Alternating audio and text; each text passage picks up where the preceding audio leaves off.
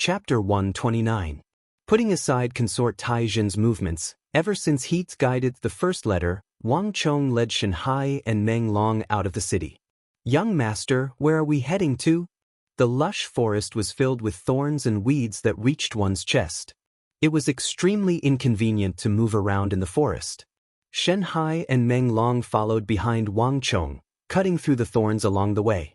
Even their faces were scratched. This place was quite a distance away from the capital, and the ground was overgrown with weeds. There were also many towering trees as well, making it difficult to walk. Initially, when the two of them followed Wang Chong, they were excited when they heard that their young master was going to cultivate and absorb origin energy here. However, they realized that this wasn't the case after the past few days. Ever since the first day, their young master seemed to have been leading them around. "Don't worry, you'll know when we get there." As Wang Chong spoke, he chopped down the thorns, shrubs, and weeds in the surroundings. Even though he was leading Shanhai and Meng Long around the mountain, Wang Chong didn't slack off in his cultivation at all. Might of the Barbaric God was different from other cultivation techniques. As long as one could cultivate the 1 Dan origin energy art to 2 Dan, one wouldn't be limited to sitting on the ground. Even while cultivating, one could absorb origin energy from the surroundings to raise one's cultivation technique. The only difference was that the effects of Might of the Barbaric God wasn't as strong as when one was seated. Even so, it was still incredible. Wang Chong could clearly feel a refreshing sensation coming from his body as he walked. The forest is filled with lush vegetation. Cultivating here is indeed much faster than cultivating in the city. Wang Chong thought. Might of the Barbaric God could be cultivated while walking, sitting, or lying down. It wasn't without reason that this cultivation technique was recommended as the #1 foundational cultivation technique in the military. Wang Chong's cultivation was still shallow. When he was walking, the effects of Might of the Barbaric God was only around 60% of what it was when he was seated. As his cultivation rose, this percentage could be increased. At the peak, he could even cultivate even when he was asleep. This was something that other cultivation techniques couldn't match up to. "I wonder if I can find that spiritual vein." As Wang Chong cut his way through the thistles and thorns, a thought flashed through his mind. Wang Chong was looking for a spirit vein. This was also the reason why he brought Shanhai and Meng Long around the mountains for the past few days. There was a spirit vein just outside the capital. Not many people knew about it, but Wang Chong was aware of it. Spirit veins were rich in vitality. If one cultivated in such a place, their progress would be several times faster than in other places. No one knew why this was the case. They only knew that the formation of the spirit veins was related to the formation of the earth a long time ago. There were very few spirit veins around the capital, and most of them had already been occupied. However, the one Wang Chong found was different. This spirit vein was far more powerful than the other spirit veins. However, due to some special reasons, it could not be sensed from the outside.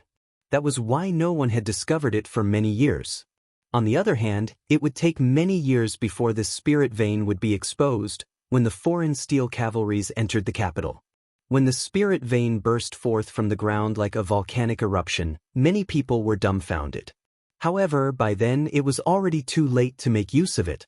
When Wang Chong entered the forest to cultivate the art of God of Barbarians, he subconsciously thought of this massive wasted spirit vein. The unique terrain around the capital had trapped the spiritual energy. Until now, no one had discovered the existence of a hidden spirit vein, other than Wang Chong. "Don't stop, continue forward. I'll clear the path. You all should pay attention to the surroundings to see if there are any venomous snakes," Wang Chong said. In the forest, the greatest taboo was venomous snakes. Even if one were to practice martial arts, a single bite from those venomous snakes would spell certain death. There was a reason why the spirit vein had not been discovered. One of the reasons was that venomous snake. Wang Chong vaguely remembered that there were more venomous snakes in the vicinity of the spirit vein. Compared to other places, there were more venomous snakes in the vicinity. After handing the task of guarding against the venomous snakes to Shanhai and Meng Long, Wang Chong began searching for the location of the spirit vein alone. Might of the Barbaric God was extremely sensitive to the movement of origin energy. For the past few days, Wang Chong had been roaming around the mountain using the might of the barbaric god to sense the changes in the concentration of origin energy in the air to determine the approximate location of the spirit vein. In this period of time, Wang Chong had already determined the east, south, and west directions. All that was left was the final direction. It's about time. After an unknown period of time, a thought flashed across Wang Chong's mind and he finally found the final direction. The moment he found the final location, the topography of the mountain range appeared in Wang Chong's mind, and he could roughly determine the location of the spirit vein. Let's go that way. Wang Chong suddenly turned around and pointed to a direction. Then he led Shanhai and Meng Long in that direction. The area that Wang Chong had determined was a stretch of mountains, and there were large trees that required 2 men to encircle. There wasn't the slightest hint of a spirit vein in this area. However, Wang Chong could still remember the fluctuations of the spirit vein. In the air, Wang Chong felt a familiar fluctuation. Even though it was weak, it was undeniably there. Wang Chong knew that this spirit vein was extremely unique. Even if one found the spirit vein, one wouldn't be able to sense the presence of the spirit vein beneath one's feet. Only by walking to the nearest mountain peak would one be able to sense the dense origin energy. Wang Chong led Shanhai and Meng Long to search the surrounding mountains. Roughly an hour later. When Wang Chong led Shanhai and Meng Long up another mountain peak, his mind suddenly jolted. A familiar scent could be felt from the surroundings. However, this fluctuation was at least 10 times denser than at the foot of the mountain. Haha, I found it. Wang Chong was overjoyed. Shanhai, Meng Long, clean up this area. We're going to clear a training ground here. From now on, I'll be practicing my martial arts here. Shanhai and Meng Long glanced at one another. They couldn't understand why their young master was so excited. The origin energy here seemed to be slightly denser, but the two of them couldn't sense a thing at all. Could this be what their young master was looking for? The two of them were perplexed. However, even though they were perplexed, they wouldn't disobey Wang Chong's orders. Yes, young master. The two of them drew their sabers and followed Wang Chong's instructions. They walked around the area, clearing the thorny vines and chopping down the trees. He cleared a training ground for Wang Chong on the mountain. When this training ground is cleared, you will know why I chose this place. Looking at the back of the two, Wang Chong chuckled inwardly. It was unknown whether it was due to the unique nature of the vegetation or the soil, but the spiritual energy in the spirit vein was greatly obstructed, such that one could only sense less than 1/100th of it. Shanhai and Meng Long were still perplexed at the moment, but when the layer of soil on the mountain was shaved clean, they wouldn't think so anymore. About a few hours later, a simple small training field on the top of the mountain was immediately cleared out. Seated in this small-scale training ground, Wang Chong began to circulate the might of the barbaric god in his body. He could clearly sense a surge of origin energy that was much denser than that of the other forests gushing in from the surroundings. If he were to cultivate here, not just might of the barbaric god, even his dragon bone art would be greatly enhanced. If I recall correctly, this place hasn't been bought yet. Wang Chong pondered as he cultivated. After spending 8 to 9 days, he finally found this spirit vein. Up till now, no one should have noticed this place yet. However, Wang Chong was clear that as he ventured deeper into the forest, it was only a matter of time before others noticed this place. This was the way of the world. If one didn't discover this place, nothing would happen. But if one were to discover this place, a large number of people would follow suit. The first step was to find this rare spirit vein, and the second step was much more complicated than that for Wang Chong. Shanhai, if I recall correctly, this should still be a barren mountain. No one wants to buy it. Do you still remember where this place is? Later on, make a trip to the Court of Judicial Review and buy this place as well as the surrounding mountains for me. Wang Chong suddenly said. Hearing Wang Chong's words, Shanhai and Meng Long were taken aback. If one wanted to, one could easily buy all of the barren mountains in the Tang dynasty. In fact, one could even buy all of the barren mountains in the empire. However, the prerequisite was that one had to be able to afford it. The cost of buying a mountain had always been expensive, needless to say, a mountain range. It was still fine if one wanted to buy those astounding veins, but if it was just a worthless piece of trash, one would have to pay for it. The cost of buying a mountain range was no small matter. Even the prestigious clans wouldn't dare to do so casually. Young master, the mountain range here isn't small. If we were to buy all of it, it would be a huge sum.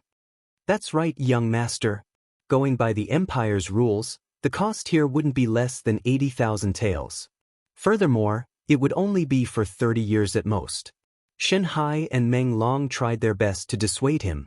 In their view, this mountain range wasn't worth that much money. It wasn't worth it at all.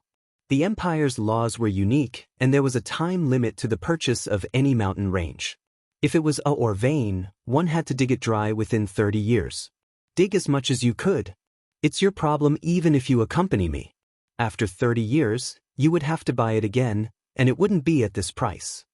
Young master, could there be a vein beneath this mountain range? Shen Hai asked carefully. After much thought, this was the only reason he could think of. It's not that. Wang Chong shook his head and stretched out a finger. It's something even more valuable than an vein. In this world, if one wanted to control one's own fate and change the fate of the Tang dynasty and the world, one had to have one's own influence. This was also the reason why Wang Chong asked his little uncle, Wang Mi, to help him find a few formidable imperial army instructors. This was a very vague idea, and it hadn't formed a complete system yet. However, just a moment ago, Wang Chong suddenly realized where his training camp should be located. When his little uncle found the instructors of the Imperial Army, this spirit vein would be the best base. As long as he could find a way to recruit a large number of truly loyal and reliable people, he would be able to use this spirit vein to train batch after batch of experts in the shortest amount of time possible. Batch after batch of people who were truly loyal to him and could be used by him came to him. Just like the troops he commanded in his previous life. Chapter 130. Shen Hai quickly left. The mountain range in the distance was shrouded in mist, creating a tranquil atmosphere. Wang Chong took a glance before retracting his gaze. Closing his eyes, he sat cross-legged on the peak of the mountain and began cultivating might of the barbaric god. The origin energy here was much denser than the other forests. Wang Chong knew that the speed at which he could reach origin energy tier 7 here would be much faster than in the capital.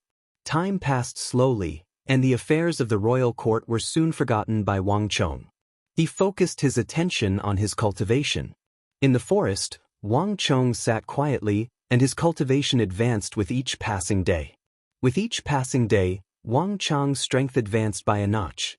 Compared to other martial arts, might of the barbaric god was much more effective in raising one's strength. The speed at which one could absorb origin energy from the air was far above that of fragrant elephant. As the number 1 martial art of the apocalypse in his previous life, might of the barbaric god became more and more useful the further one progressed. As Wang Chong's personal guard, Meng Long stood by the side, and the more he observed, the more astonished he became. Wang Chong's cultivation was unbelievably fast. Martial arts focused on the subtle effects of influence, but Wang Chong's improvement was visible to the naked eye. Meng Long had been in the military for many years, but he had never seen such a situation before. What kind of martial art is young master practicing? It's incredible! Meng Long was astonished. The feeling that Wang Chong gave him each day was different. He grew stronger with each passing day. Meng Long had been in the military for many years, and he had seen many things. However, he had never seen such a powerful martial art before. Even so, despite his astonishment, Meng Long didn't probe any further. Following Wang Chong, Meng Long had seen too many inconceivable things. There was always an explanation for everything. In Meng Long's view, there was a high chance that the young master's martial arts were bestowed to him by Duke Jiao. Only Duke Jiao would possess such a formidable martial art. Oblivious to Meng Long's thoughts, Wang Chong was fully immersed in his cultivation.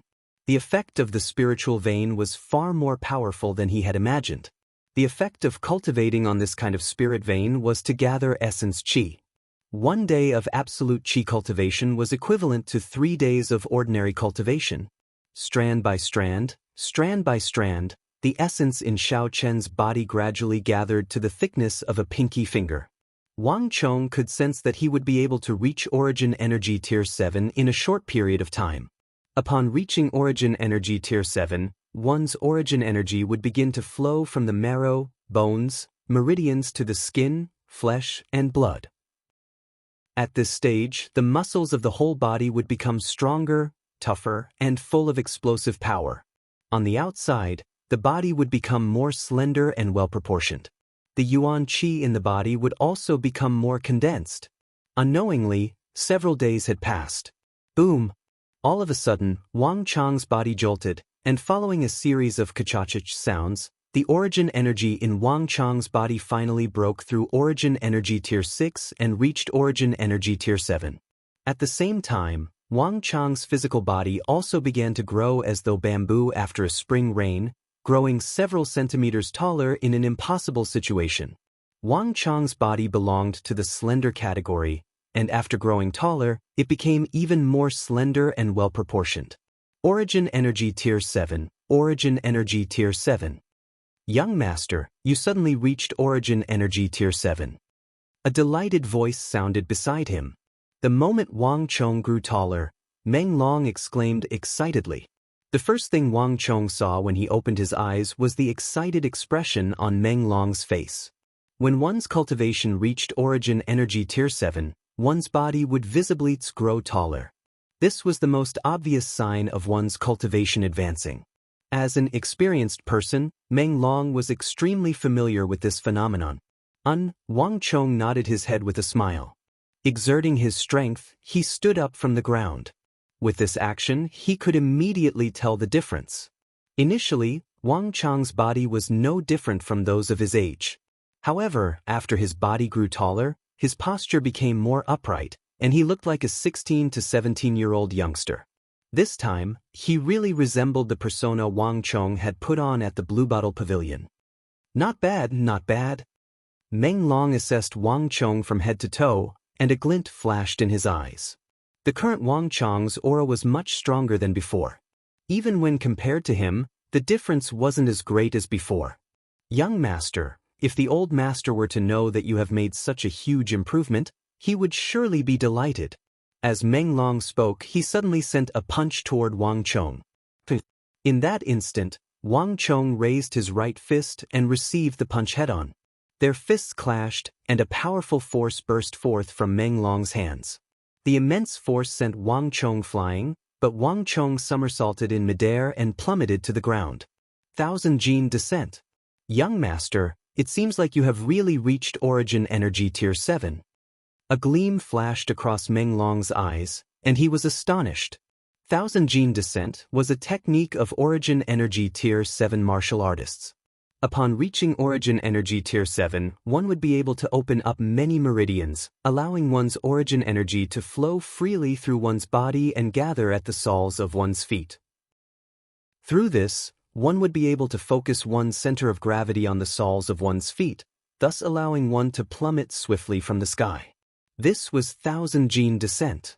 It might seem like nothing much, but in actual combat, this seemingly useless technique allowed one to swiftly alter the trajectory of one's body, thus allowing one to dodge fatal blows. Knowing Thousand Gene Descent was nothing much, but for Wang Chong to be able to execute the Thousand Gene Descent so skillfully despite having just reached Origin Energy Tier 7, it was truly shocking. Even those veterans wouldn't be able to execute it as skillfully as him. Young Master, take another move from me. Meng Long was getting more and more astonished. Without any hesitation, he leaped into the air as though a cannonball. At the same time, he executed an ordinary military fist technique, Slaughter Crushing Wolf, and charged toward Wang Chong with lightning speed. Meng Long, I'll get angry if you continue doing this. Wang Chong chuckled. Even though he knew that Meng Long was testing him, Wang Chong didn't back down at all. His dantian jolted, and as though a tidal wave, he gathered all of his strength into his arm. Boom! A powerful gale burst forth from his fist, and while Wang Chong was sent flying by Meng Long's immense strength, Meng Long also staggered backward. His wrist felt numb, and he couldn't help but be astonished. The might of Wang Chong's punch was inconceivably great. It had far exceeded the limits of Origin Energy Tier 7. Too powerful. With this kind of advancement, young master's future will be limitless. Even though Meng Long's wrist was numb from the impact, he couldn't help but feel excited. The higher the young master's cultivation, the more prosperous the Wang clan would be. If the old master were to learn of this news, he would surely be overjoyed. The young master was finally no longer the rebellious and profligate young master of the past. I don't want to fight anymore. I don't want to fight anymore. Your strength is too strong. You don't seem like an Origin Energy Tier 7 expert at all.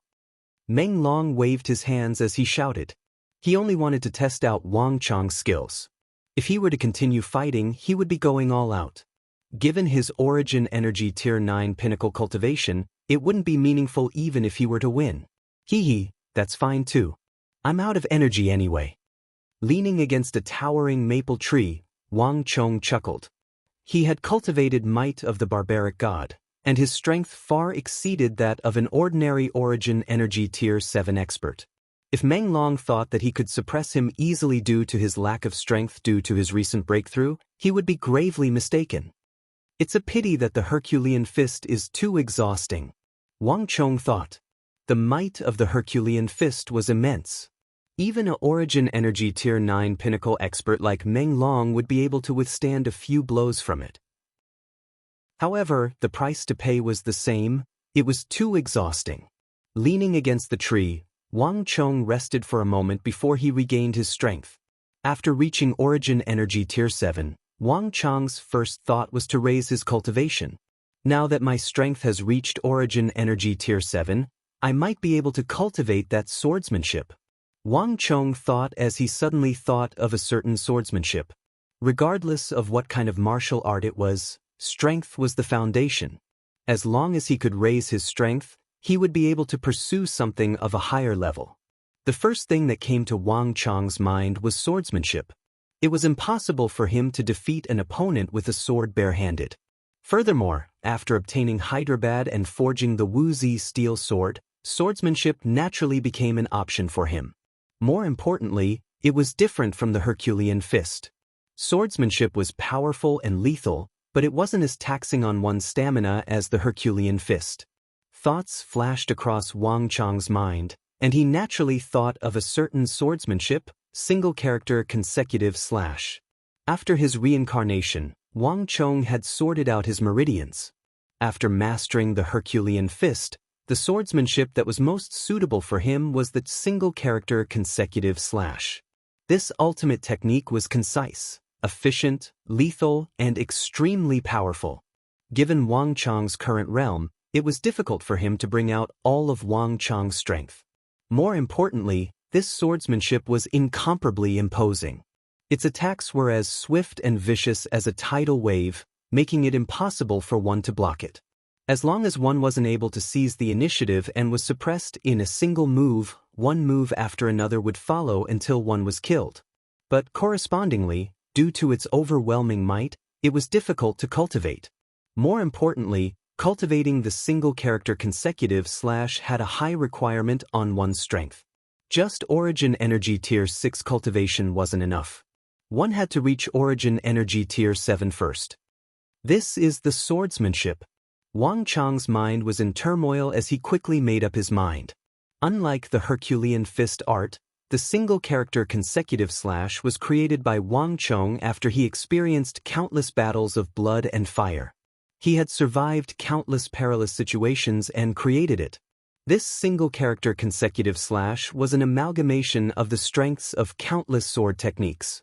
It was the result of Wang Chong's painstaking efforts to perfect it. Wang Chong didn't create many martial arts himself, and the single-character consecutive slash was one of them. It carried the distinct characteristics of Wang Chong's original world. In the army, Wang Chong had required all low-ranking officers, from 5-man squad leaders to 100-man squad leaders to ordinary lieutenants, to learn it at the very least. The moment the single-character consecutive slash was activated, all targets in a straight line would be within its attack range. The momentum it exerted would destroy everything in its path until the last target was slain. Chapter 131. Unlike other martial arts, that single-character consecutive slash was created by Wang Chong himself. The principles behind its creation, meridian circulation, pulse circulation. Wang Chong knew every single detail of it like the back of his hand. For Wang Chong to cultivate such an ultimate technique, it was much faster than other ultimate techniques. Leaning against the towering tree, Wang Chong drove the thin origin energy in his body to open up a brand new pathway in his body. It wasn't easy to open up this pathway, but Wang Chong had plenty of experience in this field. What others would require hundreds or even thousands of tries to master, Wang Chong was able to accomplish easily. Usually, he would only need 2 to 3 tries before he could succeed. This was the benefit of creating one's own martial art. However, even though it was easier to cultivate it now, the process of creating it back then was extremely arduous. A low rumbling sound could be heard from Wang Chong's body. Soon, he entered a state of tranquility. Young master has become a martial arts fanatic. If old master were to see this, he would definitely not believe it. Meng Long was taken aback. Recovering from his daze, he walked over to stand guard for Wang Chong with a smile. The mountain peak gradually regained its tranquility. After an unknown period of time, Wang Chong's body jolted. Finally, he had cleared up the main meridian circulation of the single-character consecutive slash. Just as he was about to clear up some minor details, a soft sound suddenly echoed in his ears. Someone's here. Wang Chong opened his eyes and looked down the mountain. The footsteps were getting closer and closer. The other party didn't seem to be intending to conceal their presence. In just a moment, Wang Chong heard a familiar voice through the gaps in the dense forest. It's indeed Shen Hai. Wang Chong chuckled. Shen Hai went down alone, but when he came back, he wasn't alone.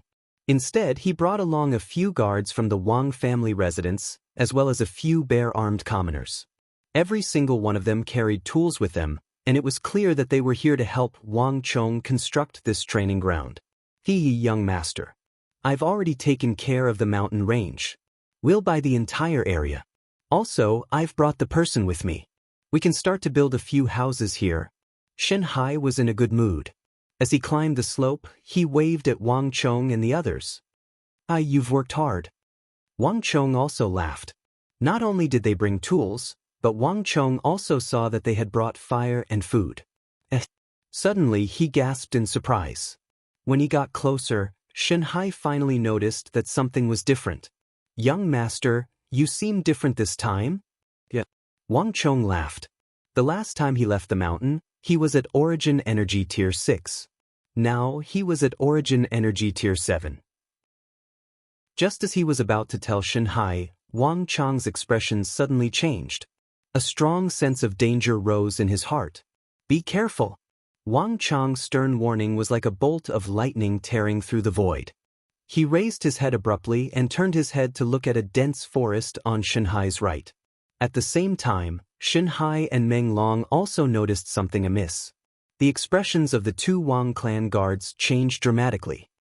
Which female assassin is it? Young master, be careful. Both of them turned pale with fright. To think that the female assassin who assaulted Wang Chong the other day would follow him here. This was especially so for Shen Hai. He was both ashamed and regretful. His expression was extremely ugly. No matter how slow he was, he could tell that the female assassin must have been following him all the way here. Unfortunately, even after so long, he hadn't noticed anything. Protect the young master. Shen Hai, Meng Long, and the other Wang family guards bellowed. Without any hesitation, they dashed toward the direction of the forest. Get out of the way, you're no match for him. Wang Chong shouted anxiously. If Ablanadin and Arloja were here, that would be the case. With just them, it was impossible for them to stop that Eastern Island's female assassin. At least you have some self-awareness. A light harumph sounded from the forest. The voice was indescribably elegant, but in Wang Chong's ears, it was the sound of death. So, the leaves swayed, and a black shadow shot out from the treetops on the right like an arrow. Her movements were like that of a ghost. Not only was she fast, but she was also like a ghost, twisting and turning, completely unpredictable. Wang Chang's judgment of her wasn't wrong. Amidst the towering ancient trees, this was her battlefield. Executing the specter steps here was much more unpredictable than on flat ground. Peng ping peng. The black silhouette flashed by, and the 3 Wang family guards that Shanhai brought with him were sent flying like rubber balls. In a one-on-one fight, no one was a match for her. So, with just a slight shake of her body, the Eastern Islands female assassin easily evaded Shanhai and Meng Long, heading straight for Wang Chong. From start to finish, it didn't even take a single breath. Seeing this, Wang Chong's scalp went numb, and he felt an intense threat of death looming over him. Without any hesitation, Wang Chong immediately executed the single-character consecutive slash. However, he didn't slash at the Eastern Islands female assassin. Instead, as though a bolt of lightning, he dashed forward. Having crossed blows with her once, Wang Chong knew that this Eastern Islands female assassin was a true martial realm expert. In this forest, even if everyone were to work together, they wouldn't be a match for her. Li Zhuxin, aren't you going to come out? Feeling the incomparably sharp sword intent trailing him like a shadow, Wang Chong couldn't hold it in any longer. He abruptly turned to the surroundings and shouted loudly. As though responding to Wang Chong's voice, a deep and calm voice suddenly sounded from the forest. "Lady, stop." Boom! Before the voice could finish, several zhang behind Wang Chong, a powerful aura suddenly burst forth. Boom! A deafening explosion sounded, and a raging gale blew, causing countless trees to bend. The Eastern Islands female assassin's head was facing the ground. When her sword struck the ground, it was as though she had struck an invisible wall. The immense force sent her flying several dozen zhang away. Li Zhuxin. Shen Hai and Meng Long saw the figure that suddenly appeared behind Wang Chong, and they were dumbfounded. This person was the middle-aged gray-robed man whom Wang Chong had hired for 5,000 gold taels from the home of the 4 seas. Not only was Li Zhuxin's hiring price ridiculously high, he even had a bunch of lousy rules, such as coming and going as he pleased. After receiving the first sum of money, he left on the same day. This left the 2 loyal guards, Shen Hai and Meng Long, extremely dissatisfied. How could this be considered as hiring an expert? It was more like hiring a master. Initially, the 2 of them were adamantly against Wang Chong hiring him, but they couldn't go against their young master's temper. Just that, they didn't expect Li Zhuxin to be hiding here after disappearing for so many days. This was especially so for Meng Long. He had followed Wang Chong for more than 10 days in the depths of the mountain. Yet, despite such a long period of time, he didn't notice Li Zhuxin's presence in the vicinity at all. Boom! Just as Shen Hai was contemplating over the matter, another violent gale swept through the forest, causing one to be unable to open their eyes. The Eastern Islands female assassin attempted to use the specter steps to bypass Li Zhuxin and head straight for Wang Chong. However, she was intercepted by Li Zhuxin once more. At the center of the forest, the 2 of them engaged in an intense battle. Looking at Li Zhuxin in the forest, Shen Hai was astonished. At this moment, the strength that Li Zhuxin displayed was even greater than that of the tea house at the home of the 4 seas. Young master has really found a powerful guard. To think that I thought that he had left. Shen Hai was astonished. At this moment he felt that the young master's decision was right. 5,000 gold taels might be a huge sum, but how could it compare to the lives of a few people? In this aspect, the young master's eye of discernment was far more formidable than his. Scatter! Scatter! All of you, scatter! Suddenly, Shen Hai realized something and hurriedly shouted. Regardless of whether it was Li Zhuxin or the female assassin, they were both true martial realm experts, and their strength was simply too high. The gale that the duo stirred up felt as though it was a sharp knife slapping on their faces. A battle of this level wasn't something that the commoners could withstand. The crowd panicked and hurriedly retreated. Shen Hai and Meng Long didn't dare to get too close either. Leading the other guards, they hurriedly retreated. A battle between true martial realm experts wasn't something that they could interfere in. Young master, be careful. Hurry over. Shen Hai and Meng Long shouted to Wang Chong while protecting the commoners. Wang Chong replied, but he didn't make a move. For someone as powerful as the Eastern Islands' female assassin, who possessed the Spectre steps and formidable assassination techniques, numbers didn't pose much of an advantage to her in a forest. The previous battle was more than enough to prove this point. His eyes were completely focused on the battle between the true martial realm experts. In the forest, a violent gale blew, and leaves fluttered in the air. In order to open up a training ground in the forest, Wang Chong had dug up a portion of the soil. However, at this moment, the soil had been swept up by the shockwaves from the battle between the duo, blurring one's vision.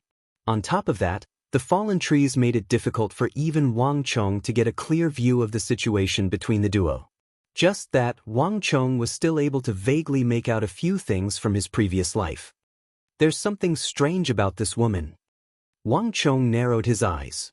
Even though he couldn't get a clear view of the duo, he could sense that the aura of the Eastern Islands' female assassin was in disarray.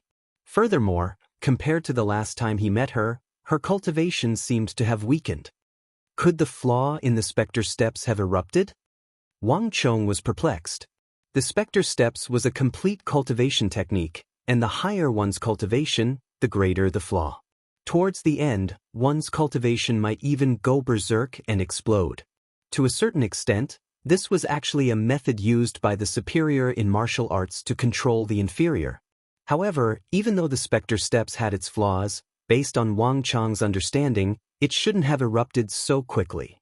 Furthermore, for some reason, this Eastern Islands female assassin gave Wang Chong the feeling that she had sustained some internal injuries. It was just that she had suppressed them.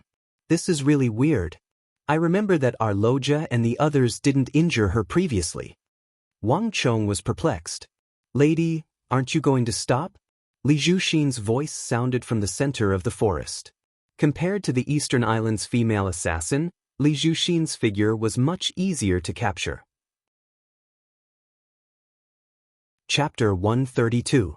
Li Zhuxin, capture her? A glint flashed across Wang Chong's eyes as he suddenly commanded. Even though Wang Chong had sensed it quickly, he was still a step too late. So, the Eastern Islands female assassin made use of Li Zhuxin's burst of strength to launch her final slash, and in an instant, she was already a dozen zhang away from Wang Chong. This time, she did not turn around. Instead, she used Spectre steps to propel herself through the trees and dashed out without looking back. Where do you think you're going? A glint flashed across Li Zhuxin's eyes.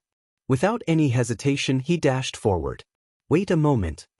Wang Chong wanted to stop Li Zhuxin, but before he could say anything, Li Zhuxin had already dashed in the direction where the Eastern Islands female assassin had disappeared. By the time Wang Chong spoke, the duo had already disappeared. All that was left was the howling wind and the leaves fluttering in the air. Fast. Wang Chong slowly retracted his outstretched palm.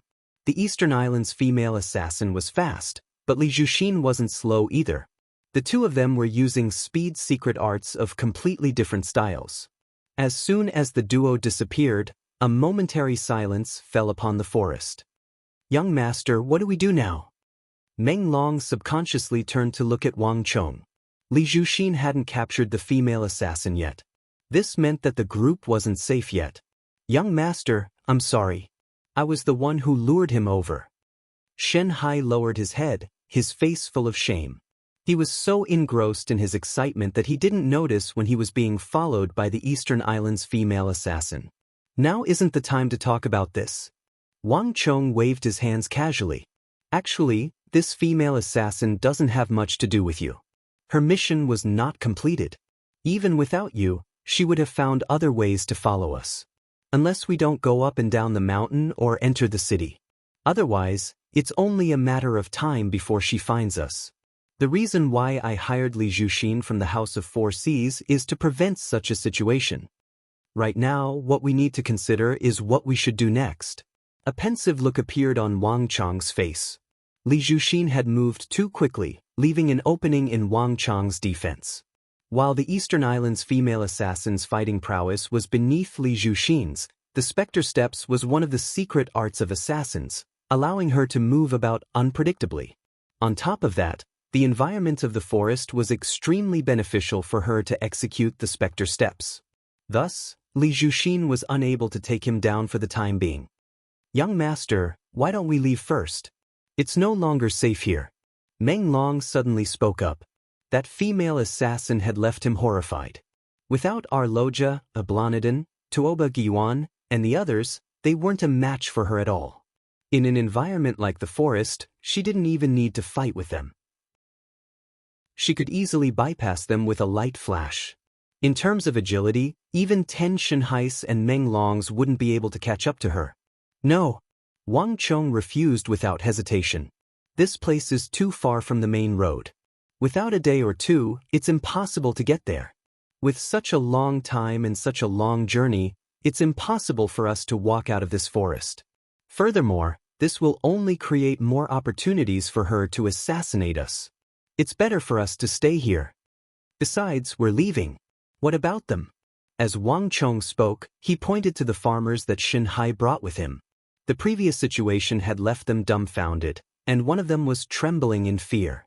Upon seeing the situation, Shenhai and Meng Long frowned. Wang Chong's words weren't without reason. If they were to bring them along, their speed would be too slow. They wouldn't be able to walk far in an entire day. Yet, they couldn't bring them along. They were in the depths of the forest. Putting aside whether they knew where they came from or not, just the tigers, leopards, and wolves here were enough to pose a huge threat to them. Furthermore, there was a limited amount of rations. If they were to run out of rations or get separated in the forest, it would be no different from the Wang clan killing them. If Madame were to learn of this, who knew how furious she would be? But it was impossible for them to stay here. "Let's stay here for now." Wang Chong pondered for a moment before saying, "Li Zhuxin has already chased after her. If he can't catch up to her, he will return soon. Even if we stay here, he will be able to find us in time. Right now, we can only be considered safe with him around." There was one more thing that Wang Chong didn't say. He mustn't leave the matter of the Eastern Islands' female assassin behind. Beneath his feet was a rare and large spirit vein. Who knew how many aristocratic families would be willing to pay with their blood or even their lives for it, unless he didn't want it anymore. Otherwise, he would have to find a way to resolve the matter of the Eastern Islands' female assassin. Shenhai and Meng Long chopped down the trees in the surroundings. Her specter steps specializes in leveraging the strength of others. As long as we chop down these trees, the prowess of her specter steps will be greatly reduced. Wang Chong suddenly said, "Yes, young master." Shenhai and Meng Long nodded. This was the best solution they could come up with. Even though they weren't a match for the Eastern Islands' female assassin, it wasn't too difficult for them to chop down a circle of trees. As long as they gathered together, they should be able to hold on for some time on flat ground. "Come, get up. Did you hear what young master said? Hurry up and chop down the trees here." Shenhai and Meng Long immediately instructed the group behind them. This time, under the threat of death, everyone's enthusiasm was very high. Since the tools were readily available, they quickly got to work. While the group was busy chopping down the trees in the surroundings to reduce the opportunities for the female assassin to leverage her strength, Wang Chong didn't remain idle either.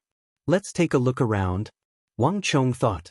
Just by chopping down trees wasn't enough to stop the female assassin. Wang Chong knew that he had to think of another way. After leaving the peak of the mountain, Wang Chong surveyed the surroundings carefully. When he passed by a slope, Wang Chong's eyes suddenly lit up. There's indeed such a thing. Wang Chong glanced at a short shrub with purple flowers on it. Reaching out, Wang Chong plucked a few round fruits from the shrub and crushed them lightly. Holding them in his hand, he walked up the mountain. Wah! Not too long after Wang Chong reached the peak, rustling sounds could be heard. Mr. Li is here. Li Zhuxin. Li Zhuxin. This is great." That everyone was delighted. Even Shenhai and Meng Long heaved a sigh of relief. Their tense hearts finally relaxed. As long as Li Zhuxin was around, everything would be fine. After witnessing Li Zhuxin's incredible strength, everyone had absolute trust in him. "Mr. Li, did you manage to capture the female assassin?" Delighted, Shenhai immediately rushed over. "Wait a moment." Of everyone present, Only Wang Chong frowned. He vaguely felt that something was amiss. Suddenly, a woman's soft laughter rang out. It was indescribably strange in the forest. What a pity! I'm not your Mr. Li. From a gap in the trees, a figure fell from above.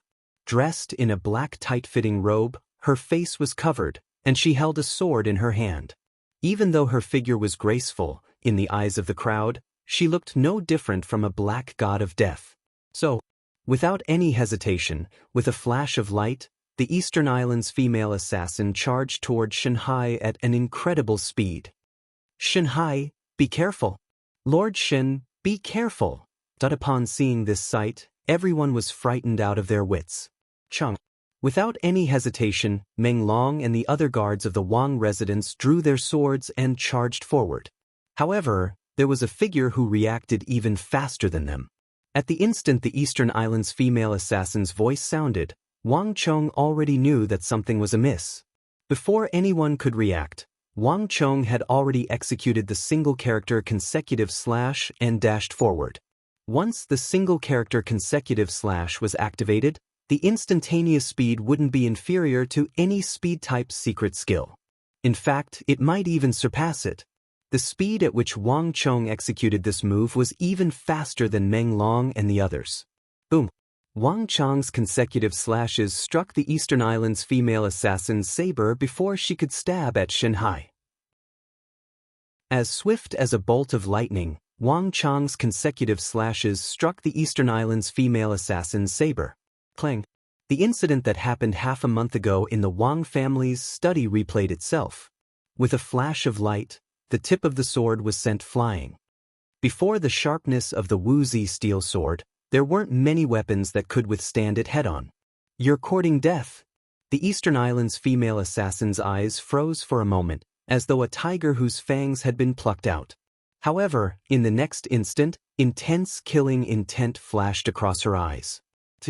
A cold gleam flashed, and a sharp aura burst forth from the Eastern Islands female assassin's body. With one hand holding onto the broken sword, she thrust it toward Wang Chong while her other hand swiftly whipped out another dagger from her waist and stabbed forward like a venomous snake. As an assassin, strength, speed, and dexterity were all indispensable. In a short instant, while others could only launch a single strike, an assassin could launch 2 or even 3 strikes. This was something that others couldn't match up to. So, the blade of the sword swept across, but the Eastern Islands female assassin's confident strike actually missed. Wang Chong's figure was like a waterfall, and he actually managed to leap into the air in this impossible situation. An intense pain came from her shoulder. The Eastern Islands female assassin was injured. In that instant, the Eastern Islands female assassin couldn't believe her eyes. She was actually injured. Injured by a weakling who was far beneath her. She had never seen such swordsmanship before. The swordsmanship that Wang Chong executed was something she had never seen before. I'll kill you. Humiliation, shock, and rage mixed together, and the Eastern Islands female assassin suddenly erupted. A powerful surge of origin energy burst forth from her body. Protect the young master. Stop her. Even if I have to die, I can't allow her to get close to the young master. In the blink of an eye, Shanhai's strength struck the Eastern Islands female assassin first, followed by Meng Long and the other guards of the Wang residence. Everyone exerted their full strength. Be careful. She's injured. Wang Chong suddenly shouted. Even if I'm injured, I can still kill you. The Eastern Islands female assassin gritted her teeth. Hong Long, a powerful force burst forth, and Shanhai, Meng Long, and the others were sent flying.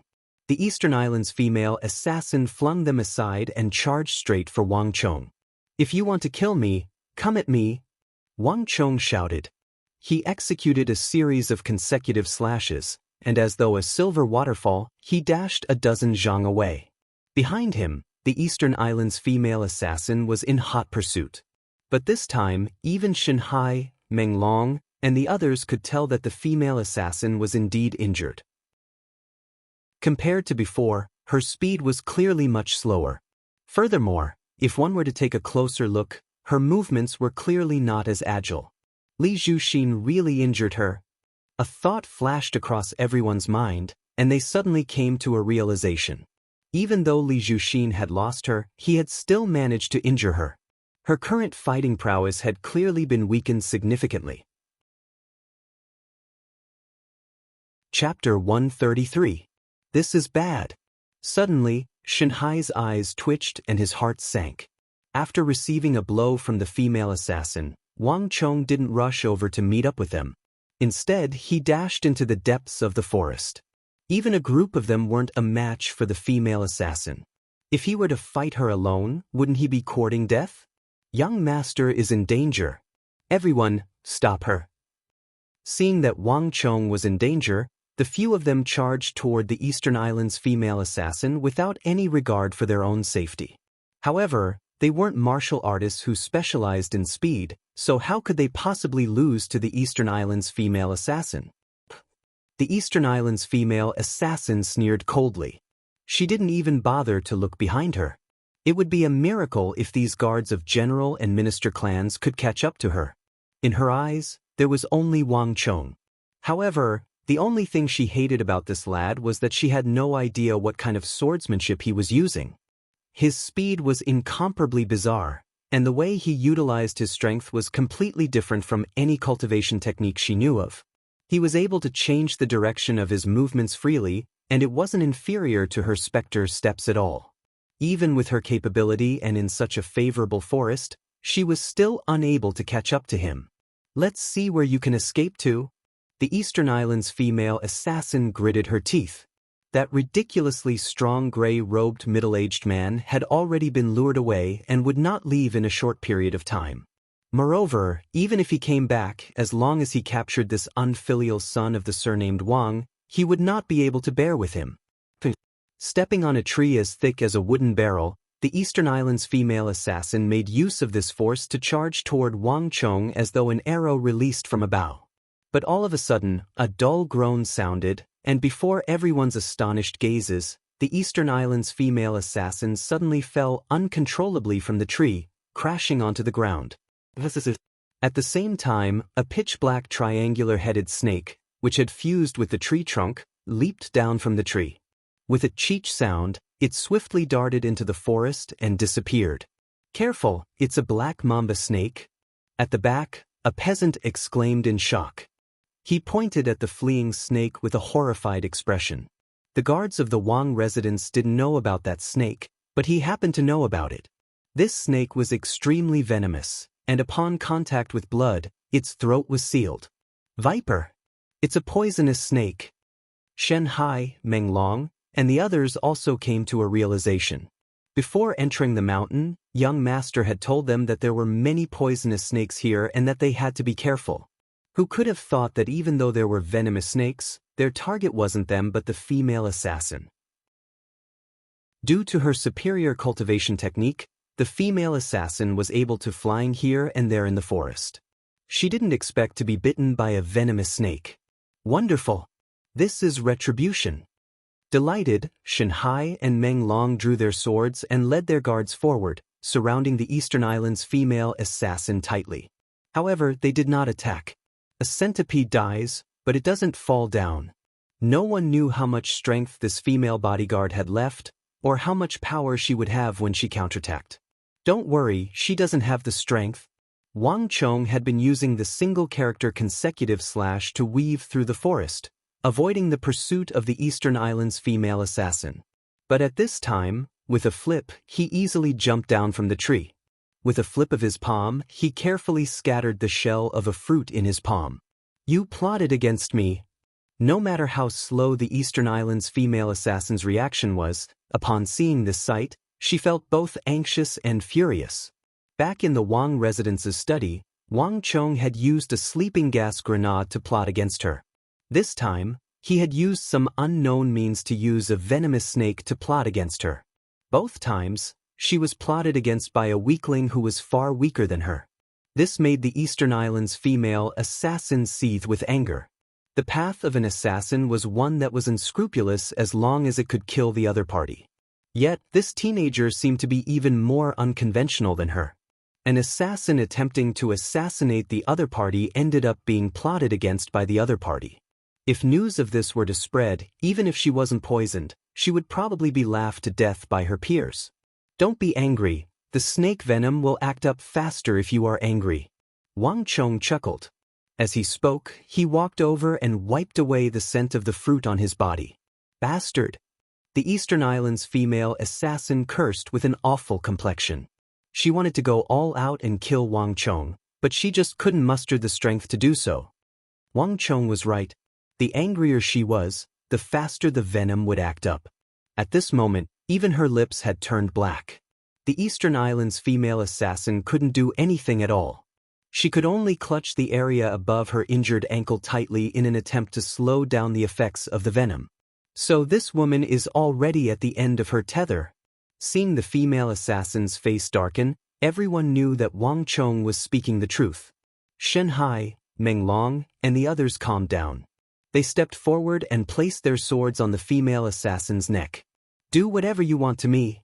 The Eastern Islands female assassin raised her head and closed her eyes. She had given up on resisting. She had already sustained severe internal injuries in the battle with Li Zhuxin, and now that she was bitten by a venomous snake, she had already lost all ability to resist. Even though she felt indignant, there was nothing she could say now that things had come to this. It's a pity, I was intending to spare her life. Suddenly, a deep voice, accompanied by a light sigh, sounded from the surroundings. The gray-robed Li Zhuxin walked out from behind a camphor tree that required 2 men to wrap their arms around it. He was still wearing the tattered gray robe that Wang Chong had seen at the home of the 4 Seas. The 5,000 gold taels seemed to have gone down the drain, not a single trace of it could be seen on him. Li Zhuxin, you've been here for a long time. Meng Long suddenly realized what was going on. I've been here for a long time. Rather, I've never left. I've been in the vicinity all this while, waiting for her to come over. Li Zhuxin said nonchalantly as he slowly walked over. Then why aren't you making a move? Shen Hai also flew into a rage. Hee, don't worry, I've been in the vicinity all along. She isn't a threat at all. Besides, hasn't young master been cultivating recently? Only through life and death experiences will one be able to bear fruit. Isn't she the best practice target? You. The duo wanted to refute Wang Chong, but they couldn't find any words to say. Li Zhuxin smiled silently. However, when his gaze fell on Wang Chong, his heart couldn't help but waver. He didn't fall into the trap of luring the tiger away from the mountain. He knew that the female assassin would surely return once she wanted to deal with Wang Chong. Li Zhuxin's original intention was that as long as the other party was in danger, he would be able to interfere and stop the battle. However, the final outcome was something that he couldn't comprehend. Wang Chong didn't even need the other party to make a move. He had already dealt with this powerful and elusive female assassin by himself. Li Zhuxin, I couldn't tell that you're a man who has tender feelings for the fairer sex. Oblivious to Li Zhuxin's thoughts, Wang Chong teased as he spoke. How is it tender feelings for the fairer sex? It's useless even if you kill her. It's only a matter of time before the person who wants to deal with you sends someone over. Doesn't Gongzi want to know who sent her over? Li Zhuxin said. There's no need for that. I already know who sent her over. Wang Chong said impassively. His words immediately attracted the gazes of Li Zhuxin and the poisoned Eastern Islands female assassin. I see. It seems like I was thinking too much. Saying so, Li Zhuxin immediately retreated to the side, not saying a word. He realized that his employer this time was much more considerate than he had imagined. If you want to kill me, just kill me. Why are you wasting your breath? The Eastern Islands female assassin bellowed furiously. However, her rage only served to intensify the effects of the poison. Stinging pain shot through her entire body, and the Eastern Islands female assassin's vision darkened before she fainted. After an unknown period of time, which felt like an instant yet felt like countless centuries, the Eastern Islands female assassin finally regained consciousness from the darkness. A voice that seemed to be near yet far sounded by her ear. Young master, why did you save her? That woman is a dangerous person. What's the use of killing her? She's just a tool. But she's still in danger. What if she doesn't give up and makes another move? Don't worry. That young voice chuckled as he waved his hands to stop the argument. A wave of fatigue washed over the Eastern Islands' female assassin. She slowly opened her eyes, and a ray of light shone in through the curtains. With a single glance, the Eastern Islands' female assassin saw the busy farmers in the surroundings, chopping down trees and repairing buildings. After which, the Eastern Islands' female assassin saw Wang Chong standing with his hands behind his back and Meng Long walking behind him. It seemed like the voice she had just heard was from them. You didn't kill me? The Eastern Islands' female assassin was taken aback. When she finally recovered from her shock, her face was filled with astonishment. This sudden voice immediately attracted everyone's attention. You're awake. Wang Chong chuckled as he turned around. The Eastern Islands' female assassin subconsciously tried to stand up, but in the next instant, she felt a tightening sensation coming from all over her body. Only then did she realize that her whole body was tied up and she was firmly trapped on a big tree. I thought that you're that female assassin. Do you believe that I won't kill you with a single slash? Meng Long walked down the tree with widened strides and aimed his sword at the female assassin's heart. The relaxed atmosphere a moment ago suddenly turned tense. Silence reigned in all directions as countless gazes turned to look at him. So be it, do you think that I'm afraid? The Eastern Islands' female assassin said coldly as she turned her head to the side. Do you think that I don't dare to? Meng Long said as he prepared to stab his sword in. Even though they didn't die under the hands of this female assassin in the previous battle, all of them were injured. This woman's strength was simply too strong.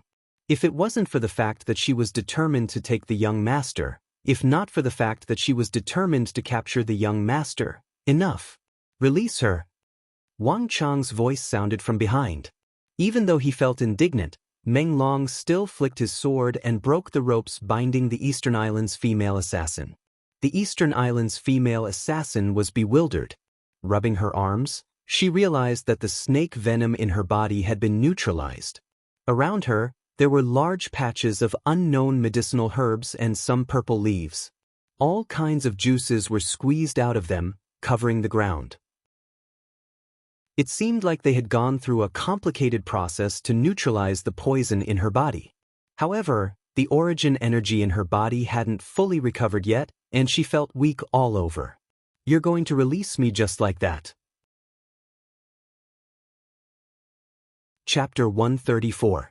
Do you think that you can still make a move?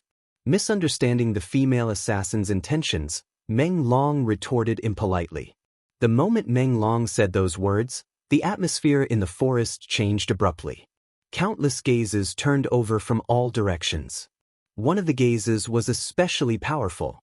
Following that gaze, the Eastern Islands' female assassin saw the gray-robed middle-aged man on the right side of the forest. He was currently leaning against a tree with his arms crossed, staring at her silently. The eyes of the Eastern Islands' female assassin dimmed. She finally understood why he wasn't afraid of her. With this person around, given her current condition, she didn't stand a chance at all. Hurry up and leave. They aren't so protective of you every single time. I believe that you should be able to tell that there are some people who are willing for you to stay behind. Li Zhuxin said calmly. As he glanced at the Eastern Islands' female assassin, there was a unique gleam in his eyes. The Eastern Islands' female assassin struggled for a moment before she finally stood up. Her heart was filled with uncertainty, apprehension, and longing. Step by step, she cautiously walked out of the room. Even when she reached the edge of the forest, no one dared to make a move on her. Who? The Eastern Islands' female assassin heaved a long sigh of relief. It wasn't joy, but an indescribable feeling. Flinging her sleeves, the Eastern Islands' female assassin quickly disappeared down the mountain. A long time later, I didn't expect you to let her off. After the Eastern Islands' female assassin disappeared into the distance, Li Zhuxin suddenly stared at Wang Chong's back and said, that female assassin thought that he was the one who had let her off, but that wasn't the case. When Wang Chong found some medicinal herbs to save her, he was astonished as well. Naturally, I have my own considerations for not killing her. Wang Chong only chuckled. He didn't explain the matter in detail. Of course, it wasn't that he was being compassionate, but that he had other considerations. On top of that, this Eastern Islands female assassin was related to the 10 islands of Japan, as well as the 10 great empresses on those islands. In his previous life, even though Wang Chong had heard of the 10 great empresses, he didn't have any interactions with them. Back then, when the foreign cavalry invaded, the 10 islands of Japan suffered the least damage. Wang Chong heard that something special had happened on those islands. In this regard, Wang Chong needed a guide, and killing her wouldn't do him any good. Wang Chong was sure that she would come looking for him. Wang Chong had predicted that the Eastern Islands female assassin would return to look for him, but Wang Chong didn't expect her to arrive so quickly. Not too long after disappearing from the foot of the mountain, the Eastern Islands female assassin staggered out from the edge of the forest, appearing before everyone's eyes. Are you still unrepentant? I spared your life, yet you still dare to come back. Upon seeing this female assassin, Shen Hai and Meng Long flew into a rage. Together with the other Wang clan guards, they drew their swords and stood guard before Wang Chong. Wait! Wang Chong waved his hands to stop the crowd. Wang Chong couldn't sense any killing intent from this Eastern Islands female assassin. She probably isn't here to kill me. Speak, what do you intend to do? As Wang Chong spoke, he stepped out from the crowd and glanced at the Eastern Islands female assassin. Her body was still weak at the moment, but with Li Zhuxin around and the single-character consecutive slash, Wang Chong wasn't afraid of her making a move. I can't go back anymore. The Eastern Islands female assassin's face paled. Previously, when I left your Wang clan, I was injured by the pavilion master. This mission has failed once more, so it's impossible for me to return. An assassin doesn't have a third chance. Furthermore, my specter steps will only lead to death. You asked your pavilion master about the specter steps? Wang Chong suddenly asked. A bizarre expression appeared in his eyes. Surely this female assassin couldn't be so naive as to really do that? Under the black veil, the Eastern Islands female assassin lowered her head and pursed her lips tightly. This time, Wang Chong's expression was truly spectacular. He knew that the people of the Eastern Islands were different from those on the mainland, but Wang Chong didn't expect her to be so direct. But thinking about it, this was indeed something they would do. I'll die if I go back and I'll die if I don't. The pavilion master will definitely send men to hunt me down in the capital. I won't be able to escape from the capital. Furthermore, there's a huge flaw in the specter steps. Right now, only Gongzi can save me. The Eastern Islands female assassin struggled internally. Eventually, her knees caved in and she knelt onto the floor, lowering her proud head. No matter what, Gongzi, please save me. After which, she knelt on the floor motionlessly, as though she had given up all resistance. In that instant, everyone was dumbfounded. Even Li Zhuxin stood there in a daze. Recalling the viciousness, sharpness, and viciousness of this female assassin, Zhang Xian felt that it wasn't too long ago. Yet, at this very moment, she was actually kneeling on the floor, pleading for Wang Chong to save her. Her attitude before and after was completely different. I can't believe that this woman would kneel before young master. Shen Hai and Meng Long were rendered speechless. Looking at the young master beside them, they couldn't help but feel admiration for him.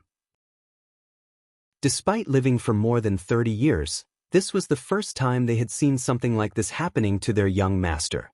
If it was anyone else, they would have long lost their lives, needless to say, for this female assassin to kneel before him and plead for his help. However, what Shen Hai and Meng Long didn't know was that at this very moment, Wang Chong's thoughts were completely different from theirs. This woman is so straightforward, so quick to react, and so pragmatic. Wang Chong thought. There was a huge flaw in the specter steps. This was undeniable. Wang Chong wasn't lying to her. On top of that, the stronger one was, the greater the threat they posed. If she wanted to be safe, she would have to stop her cultivation and stop pursuing greater strength. Even so, as time passed, she still couldn't escape death. Even though Wang Chong didn't know what happened when the Eastern Islands female assassin returned to the assassin organization, It was clear that it was happening. The severity of her specter steps had worsened. Others might not know of this, but she should be aware of it. That was why, after thinking about it, he knelt down in front of her without any hesitation. "What benefits do I get from helping you?" Wang Chong said impassively, his face impassive. "I have nothing to repay you with. If you save me and tell me how to resolve the flaw in my specter steps, I'm willing to serve you for eternity." Kneeling on the floor, the Eastern Islands female assassin gritted her teeth, drew out a dagger from her waist, and sliced the tip of her index finger. Crimson blood immediately gushed out from the tip of her finger. "I swear on the Black Dragon that I, Yasumiya Ayaka, am willing to serve Gongzi for eternity. I will be Gongzi's left and right arms to kill any opponent." As she spoke, the Eastern Islands female assassin drew a talisman in the air with her blood and tapped on her glabella. "Who?" The surroundings were silent, but a bizarre wind blew within a radius of several dozen zhang toward Wang Chong from the direction of the Eastern Islands female assassin, Yasumiya Ayaka. In an instant, the bizarre wind disappeared. A commotion broke out among the crowd, unable to comprehend what was going on. Wang Chong couldn't put his finger on it either. It felt like something was amiss, but at the same time, nothing seemed to have changed. Just that, when he raised his head to look at Yasumiya Ayaka, he felt an inexplicable connection between the two of them. "It's a mental-type art." A thought flashed across Wang Chong's mind. His soul was injured, and he hadn't fully recovered yet, so he wasn't able to sense it. However, Wang Chong was certain that it was some kind of mental-type art. "What in the world are you up to? Black dragon, white dragon, whatever. Hurry up and leave." Shinhai finally couldn't take it anymore. He stared at it for a long time, but he couldn't see anything at all. The only thing he could see was that this woman was trying to fool him. "Wait a moment. You're Yasumiya Ayaka, right? Get up. I promise you." "Gongzi!" Shinhai and Meng Long exclaimed in shock. "Don't worry, there won't be a problem." Wang Chong waved his hands casually. Walking up to Mayasame Ayaka, he stretched out his hand and said, "I accept your request. Get up and rest for a while. You'll find that your strength will recover much faster here than in other places." Mayasame Ayaka subconsciously stretched out her hand, intending to grab Wang Chong's arm. But in the next instant, she suddenly realized something and retracted her hand as though she was fleeing. An extremely unnatural reaction appeared on her body, as though she wasn't used to having physical contact with others. "Yes, Gong, yes, master." Mayasame Ayaka lowered her head respectfully, completely different from the haughty and arrogant attitude she had a moment ago. Wang Chong was taken aback for a moment before he came to a realization. As an assassin, it was likely that she was unaccustomed to having physical contact with others. Heavens! There's no need to stand on ceremony. Go and cultivate by yourself. Wang Chong flung his sleeves and said. Standing up, Mayasame Ayaka walked over to the tree where she was tied up, sat down, and began cultivating. Looking at Mayasame Ayaka's figure, Shinhai and Meng Long shook their heads. The feeling this female assassin gave them was completely different from others. It was just a moment ago that she was so haughty and arrogant. Yet, at this moment, she was able to say the word mastered so naturally. This was something that most people in the Tang dynasty wouldn't be able to do. In the Central Plains, there were those who addressed one as Old Master Common Gongzi and Young Master. However, there were very few who addressed one as Master. The more powerful one was, the more arrogant they would be, and the less likely they would address another as Master. However, this didn't seem to apply to this female assassin at all. Wang Chong took in the reactions of the duo, but he didn't bother explaining the matter. The customs of the Eastern Islands were completely different from those of the Tang dynasty. In the Tang dynasty, Mayasame Ayaka's reaction might seem bizarre. However, in her homeland, Wang Chong felt that it was normal. Meng Long, don't think too much into it. I still have something for you to do, Wang Chong suddenly said. After dealing with Mayasame Ayaka and keeping the spirit vein in his hands, Wang Chong suddenly recalled another matter. Most of the places where spirit veins could form had extraordinary terrain. Wang Chong could vaguely recall that there was a top-notch iron mine not too far away from this spirit vein. However, Wang Chong only remembered that there was a mine in this area. As for which area it was, he had no idea. Meng Long would have to lead a group of men to investigate, excavate, and search for it. The reason why Wang Chong remembered this place was because the iron mine seemed to be nourished by the spirit vein. The quality of the ores within was extremely high, making it an excellent material for war. Chapter 135. Soon, Meng Long left the mountain with a few guards from the Wang family residence. Shen Hai had also returned to the Wang clan, intending to call a few more people over. Even though his 2 trusted aides had left, leaving behind a bunch of commoners, Wang Chong wasn't worried at all. Even so, Wang Chong wasn't worried at all. With Li Zhuxin and the newly recruited assassin Myasame Ayaka around, Wang Chong didn't have to worry about any danger at all. As for Myasame Ayaka, Wang Chong wasn't so foolish as to tell her everything he knew. Wang Chong only told her the first level of the secret art. Even though this level wasn't sufficient to make up for the flaws in Spectre Steps, it was sufficient to alleviate the injuries Myasame Ayaka was suffering from. Myasame Ayaka should be able to sense this as soon as she cultivated it. After Shin Hai and Meng Long left, Wang Chong didn't hold back. He first cultivated the single-character consecutive slash to the pinnacle before starting on the Dragon Bone art.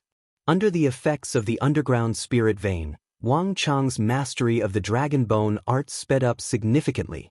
Wang Chong was extremely familiar with all of this. Under the effects of the Dragon Bone art, Wang Chong's bones became tougher, denser, and more resilient. This was the effect of the tiger bone. The stronger the bones, the greater the endurance. A leopard would run out of energy after 100 meters, but a tiger would be able to chase after its prey. That was what Wang Chong was feeling at the moment. Even though the effects of cultivating the Dragon Bone art weren't too obvious, far from might of the barbaric god, Wang Chong could sense something deeper. His stamina and endurance were improving. Roughly half a month later, a bizarre sensation surged from within his body, and Wang Chong's body jolted. Under the effects of the spirit vein, he had finally broken through his bottleneck, reaching Tiger Bone 2 Dan. A surge of new energy was born within his body, and his bones seemed to be one with one. It was as though an explosive force could burst forth from any part of his body at any moment. This is the Tiger Bone 2 Dan. Wang Chong opened his eyes and felt that they were even brighter.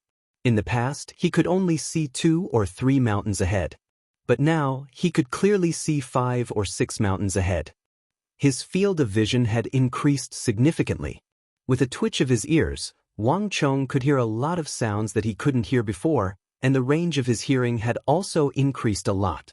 In the distance, a deer perked up its ears on a boulder, listening warily to the Harken's voice. Wang Chong could hear the birds gliding down from the treetops. Refining the tiger bone to a certain level can indeed greatly improve a cultivator's vision, hearing, smell, touch, and so on. Wang Chong stood on the empty ground, thoughts flashing through his mind. This time, it wasn't just in terms of strength. Wang Chong felt that he was full of energy, which was completely different from before. Of course, this was just a feeling that couldn't be seen from the outside. "Master!" A voice suddenly sounded in his ears. Turning around, Wang Chong saw Myasame Ayaka's bright eyes. She was still dressed in tight black clothes and a black veil, seemingly used to this attire. "What's wrong?" Wang Chong abruptly snapped out of his daze. "Master, there's something I would like to tell you," Myasame Ayaka said. She seemed to be filled with worries and worries. "Oh?" Wang Chong's interest was piqued. This was the first time she had taken the initiative to speak to him. "Do you remember that we assassins have a group?" "And what's wrong?" Wang Chong asked curiously.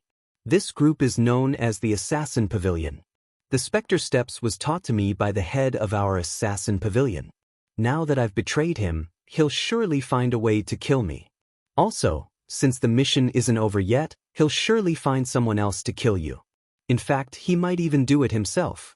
The Assassin Pavilion will never accept a mission failure," Myasame Ayaka said worriedly. "Heh, is he very formidable?" Wang Chong chuckled, not paying much heed to the matter. "Very formidable," Myasame Ayaka replied seriously. Even more formidable than Mr. Li? Wang Chong chuckled as he pointed to Li Zhuxin. Mr. Li isn't too bad, but I'm afraid that he isn't as formidable as our boss. Mayasame Ayaka's reply surprised Wang Chong. In an instant, the smile on Wang Chong's face vanished, replaced by a grave expression. Even Li Zhuxin couldn't help but turn his gaze over. Wang Chong knew how formidable Li Zhuxin was, and he had witnessed it with his own eyes. Yet, Mayasame Ayaka said that the Assassin Pavilion's boss was even more formidable than him? Wang Chong's face finally warped. If the Assassin Pavilion's boss was really that formidable, he was at least a true Martial Realm 8 Dan expert, perhaps even a profound Martial Realm expert. If that was the case, things wouldn't be as simple as they seemed. However, even though the boss is powerful, he rarely makes a move on his target. Furthermore, the rules of the Assassin Pavilion are different from other places. Before finding my whereabouts and confirming my death, he won't send anyone to deal with you. Before he finds me and ascertains whether I'm dead or alive, he won't send anyone to deal with you. So, I will hide myself carefully for the time being. Master, you must be careful as well. The Assassin Pavilion's boss is extremely fearsome. Mayasame Ayaka said grimly. Seeing how grave Mayasame Ayaka's words were, and how grave her face was, as if she was on the verge of death, Wang Chong couldn't help but chuckle. Master, what are you laughing at? Mayasame Ayaka suddenly felt a little embarrassed.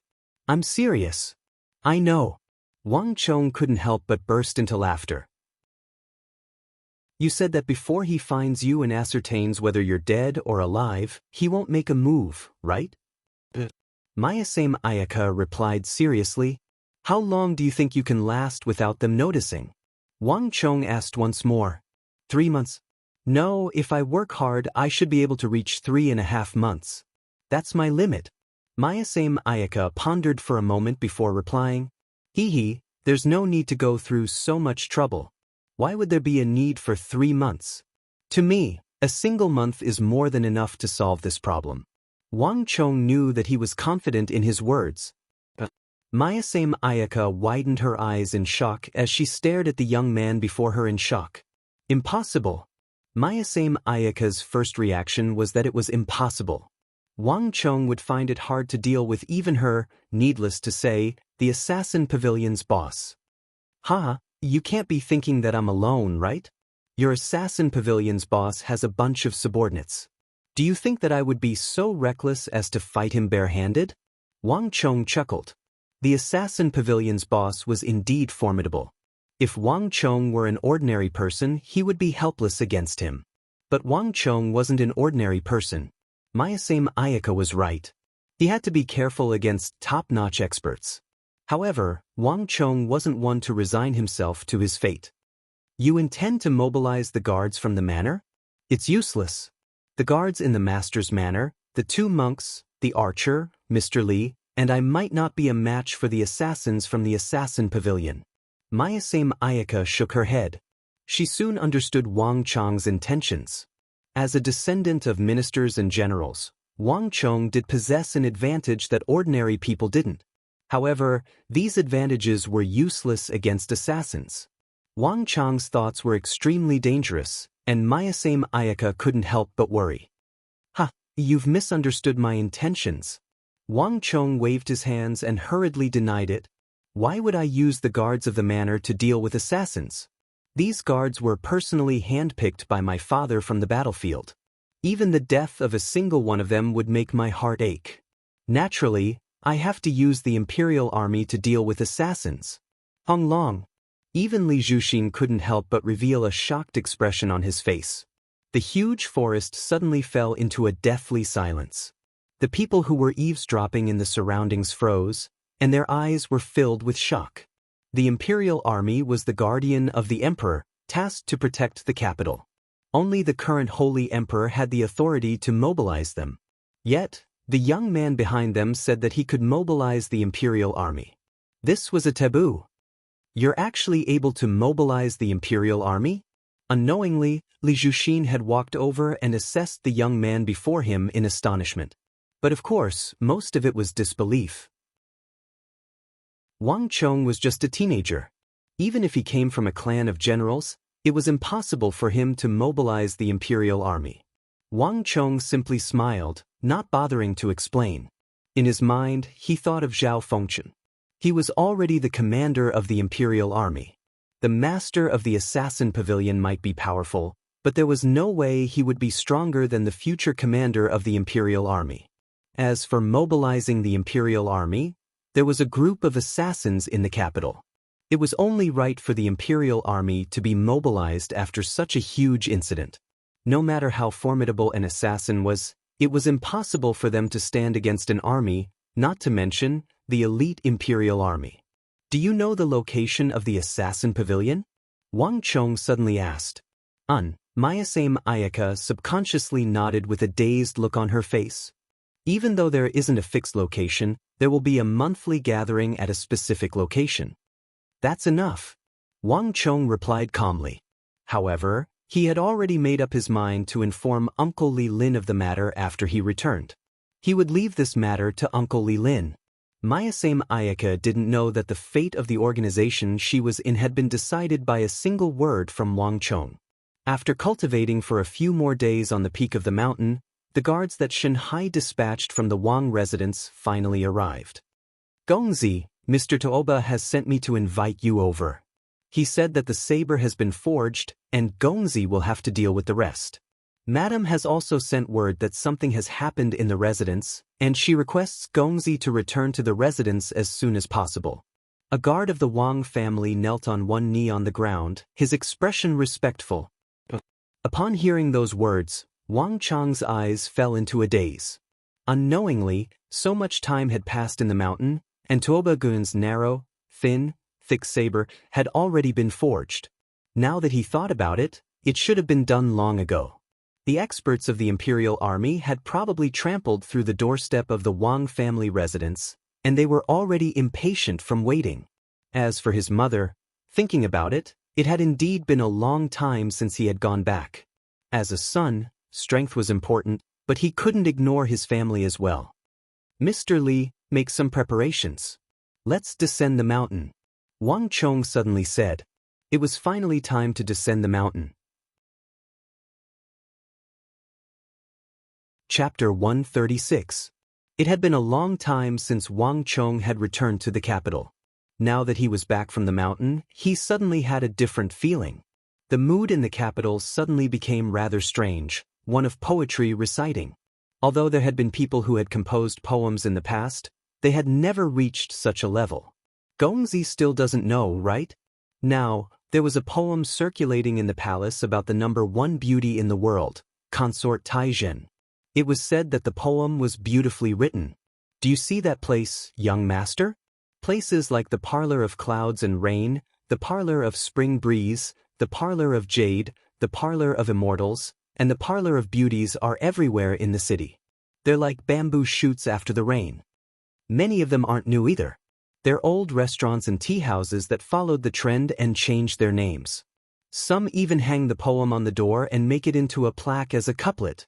Amidst the surging crowd, the clueless Wang clan guard asked with great interest. Wang Chong did not look carefully at first, but after being reminded, he looked carefully. Sure enough, Wang Chong saw some extremely familiar scenery. On the left, clouds think of clothes, flowers think of beauty. On the right, the spring breeze caresses the balustrade, and the dew is dense. On the banner, parlor of clouds and rain. In another restaurant, there was a completely different picture hanging on the wall. Left, if not for the Jade Mountain. Right, we will meet under the moon at the Yaotai. Horizontal line, Beauty House. Each and every one of them was a huge plaque. Beauty wine, beauty wine. A great hero should drink the wine of beauties. Fairy tea, come, come, come, drink a bowl, you will feel refreshed. Loud shouts came from the two restaurants and tea houses facing the street. Hearing these shouts, Wang Chong's expression suddenly became very interesting. Not many people knew that he had helped the King of Song and that he had written a poem. At least, the Wang family didn't know about it. The sudden change in the capital caught everyone off guard, and they didn't know whether to laugh or cry. But soon, Wang Chong smelled something. It's very difficult for ordinary people to know about the affairs of the palace. This matter was most likely spread by that person in the Yuzhen Palace. At least she agreed. Wang Chong thought to himself. After cultivating on the spirit vein for more than a month, he didn't care much about the affairs of the court. However, since Consort Taizhen was willing to post this poem, it meant that Consort Taizhen had accepted his kindness. In other words, although the King of Song and the Consort Taizhen had disagreements and conflicts, with his matchmaking, at least the impact of this matter had been minimized. The fact that Consort Taizhen was willing to spread this poem meant that she didn't care much about the King of Song. The fact that such words could be heard in the marketplace meant that the Consort Taizhen incident's influence in the court had been minimized. If there were no accidents, this matter could be considered over. This song of purity and peace is indeed powerful. Wang Chong faintly smiled, and then he began to walk toward the Wang clan. Upon returning to the residence, the first thing Wang Chong did was to summon Tuoba Guyuan. Gongzi, the saber you wanted has been forged. In Wang Chong's room, Tuoba Guyuan was holding onto a 7-chi long saber. His head was lowered, and his eyes were deeply sunken. It seemed like he had spent a lot of time on it. It's heavy. The first thought that struck Wang Chong upon receiving the saber was how heavy it was. If one didn't possess immense strength, it would be impossible for one to move this saber. At the very least, it would be impossible for those below Origin Energy Tier 6 to use this saber. It's indeed different after adding a June of Hyderabad ores. Wang Chong thought. The Wuzi steel saber forged by Tuoba Guyuan was almost identical to the one on Wang Chong's blueprint. In certain aspects, it was even more demanding than Wang Chong's. Just from the color contrast, brightness, texture, and uniformity, Wang Chong could tell that the quality of this saber was much higher than the 4 Wuzi steel sword embryos he forged back then. As expected of the number 1 swordsmith in the future, Wang Chong was impressed. Wang Chong's Wuzi steel saber was forged by a few high-tier blacksmiths in the Wei residence, and his younger sister, Wang Xiaoyao, was also a part of it. However, this combination clearly couldn't match up to Tuoba Guyuan, the number 1 swordsmith in the future. In terms of pursuing certain details, Wang Chong realized that Tuoba Guyuan shared the same ideals as him. In fact, in certain aspects, they were even striving for perfection. Not bad. You've worked hard. Wang Chong nodded as he looked at Tuoba Guyuan. As long as Gongzi is satisfied, Tuoba Guyuan replied with the respectful expression. To Wang Chong, Tuoba Guyuan was the number 1 swordsmith in the world. However, to Tuoba Guyuan, Wang Chong was the true number 1 swordsmith. Tuoba Guyuan had immersed himself in the field of weapons for a long time, but he had never seen anyone who could design a weapon of this level. After forging it, Tuoba Guyuan gave it a try. The slash and slash prowess were extremely powerful, far surpassing other weapons that Tuoba Guyuan had seen before. Furthermore, it was extremely smooth to use, making it impossible for one to stop. Needless to say, put it down. To a saber cultivator, this saber would definitely possess an incredible allure. You can go and rest first. Leave the rest to me. Gongzi. Tuoba Guyuan bowed and left quickly. What is hard is easy to break. This was an irrefutable logic. Tuoba Guyuan's initial forging was completed. However, such a saber was far from what Wang Chong required. The subsequent steps, quenching and tempering, were the most crucial. Without these 2 steps, the 7 feet long narrow, thin, and thick saber might not even be able to reach the battlefield and encounter those powerful experts and weapons. It wouldn't be long before it broke because of its rigidity. However, quenching and tempering could greatly increase the toughness of a weapon, preventing it from breaking too easily. If one didn't know these 2 steps, even if one were to imitate the outer appearance of Wang Chong's weapon, one wouldn't be able to obtain the essence of the saber and it would still break easily. After placing the 7-chi long saber in his room, Wang Chong first washed up and changed into a clean set of clothes. After which, he ran over to pay his respects to his mother. Mother! Wang Chong bowed respectfully to his mother. I'm sorry for worrying you over the past few days. In Wang Chong's heart, his mother would always be the most important. Hee, it's good that you're back. Madame Wang sat on a dark-colored wooden armchair. Upon seeing Wang Chong's return, she pointed to the seat beside her and said, "Sit." Wang Chong obeyed and sat down. However, he was curious. He received a message from his mother at the spirit vein. If it wasn't something important, his mother wouldn't call for him. "Chong, I called you back this time. I have something to discuss with you." Madame Wang's expression softened. Even though Wang Chong was only 15 years old, he rarely caused her to worry. This was unimaginable in the past.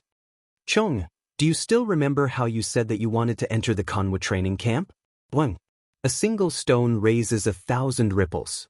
Wang Chong's heart jolted. He abruptly raised his head with a solemn expression. He had thought about why his mother would look for him, but he didn't expect it to be this matter. "Mother, is there any news regarding the Kanwa training camp?" Wang Chong asked with a concerned expression. The consort Taijin incident and regional commanders incident were closely related to the royal court, but the three great training camps were the most closely related to him. In his previous life, because he didn't enter the three great training camps, Wang Chong had to take many detours. Eventually, due to his talent in the art of war, he caught the eye of the elders and became the Grand Marshal of the Central Plains. However, it was already too late by then. His defeat was already decided. The heavens help those who help themselves. One's fate had to be grasped in one's own hands. Thus, while Wang Chong paid attention to the matters of the royal court, Wang Chong also paid attention to the three great training camps. In Wang Chong's plan, the three great training camps was an important part of it. Madame Wang wasn't aware of Wang Chong's thoughts. She only thought that he was desperate to enter the three great training camps. The matter regarding the three great training camps has been decided, and they are currently constructing 3 large-scale training camps. Also, the slots have been confirmed. The first batch of slots is extremely tight, and all of the clans are hoping to send their children there. In the capital, all of the prestigious clans are working hard on this matter, hoping to snatch a slot for the training camps. "I remembered that you said that you wanted to enter the Kanwa training camp, so I called you over." Madame Wang said. "How can that be?" Hearing his mother's solemn tone, Wang Chong's eyebrows twitched. He was surprised. The slots for the 3 great training camps were tight, but in Wang Chong's memories, it shouldn't have reached such a level yet. When the 3 great training camps were first established, the scope of attention wasn't small. It was only after the first batch that the prestigious clans began to chase after them. If what his mother said was true, then the attention that the 3 great training camps garnered was much greater than what he remembered in his previous life. "You don't have to worry about the slots for now. 2 days ago, your big uncle sent me a message. The King of Song has already secured 2 slots for you. However, this isn't a guarantee. I heard that the Holy Emperor has given his approval for the training camp this time around, and no one is allowed to tamper with it. If you wish to enter the training camp, you have to pass an examination. The slot that the King of Song has given you isn't a guarantee either. So, I intend to find you a teacher." The King of Song, the King of Song. Wait a moment, Mother, what did you just say? Teacher? What teacher? You want to find me a teacher? Wang Chong was astonished. Her words were still fine at the start, but the tone of her words changed completely. Why did she bring up the topic of the Kanwa training camp to a teacher? Indeed, Madame Wang didn't think much of it. She thought that Wang Chong was just a little embarrassed. There are quite a few prestigious clans in the capital, and the competition is too intense. I asked around, and the madams in the capital are all running around worrying about this matter. Some of them even went to the royal palace to plead with the concubines. Given how intense the competition is, I've thought about it for a long time, and I think that it's better for you to find a teacher. This is also the main reason why I brought you back. With a teacher, nothing will go wrong. Otherwise, if you fail, our Wang clan is a clan of generals. Our Wang clan is a clan of generals. At that time, we will lose face greatly. Madame Wang said with a worried look. Chapter 137. Mother, there's no need. Wang Chong quickly said. Why? Madame Wang was surprised. Wang Chong's reaction was far beyond her expectations. Chong, I'm doing this for your sake. Actually, I should have hired a master for you long ago. It was only because of my father's absence and my negligence that this happened. Listen to your mother this time. Mother, wait a moment. The Kunwa training camp hasn't officially started yet, right? Let's talk about it after some time. Wang Chong hurriedly dodged the question. Wang Chong knew that his mother meant well, but with his situation he didn't need a master at all. On the other hand, he could be someone else's master. Bringing a master over, not knowing his background or depth, would instead restrict Wang Chong. He would have to consider many things, and he would not be able to do as he pleased.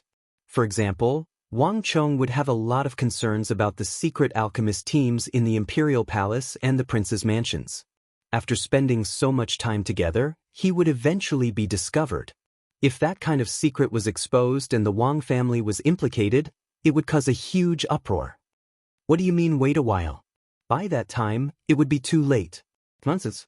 Listen to me this time. I'll find a master for you. It's settled then.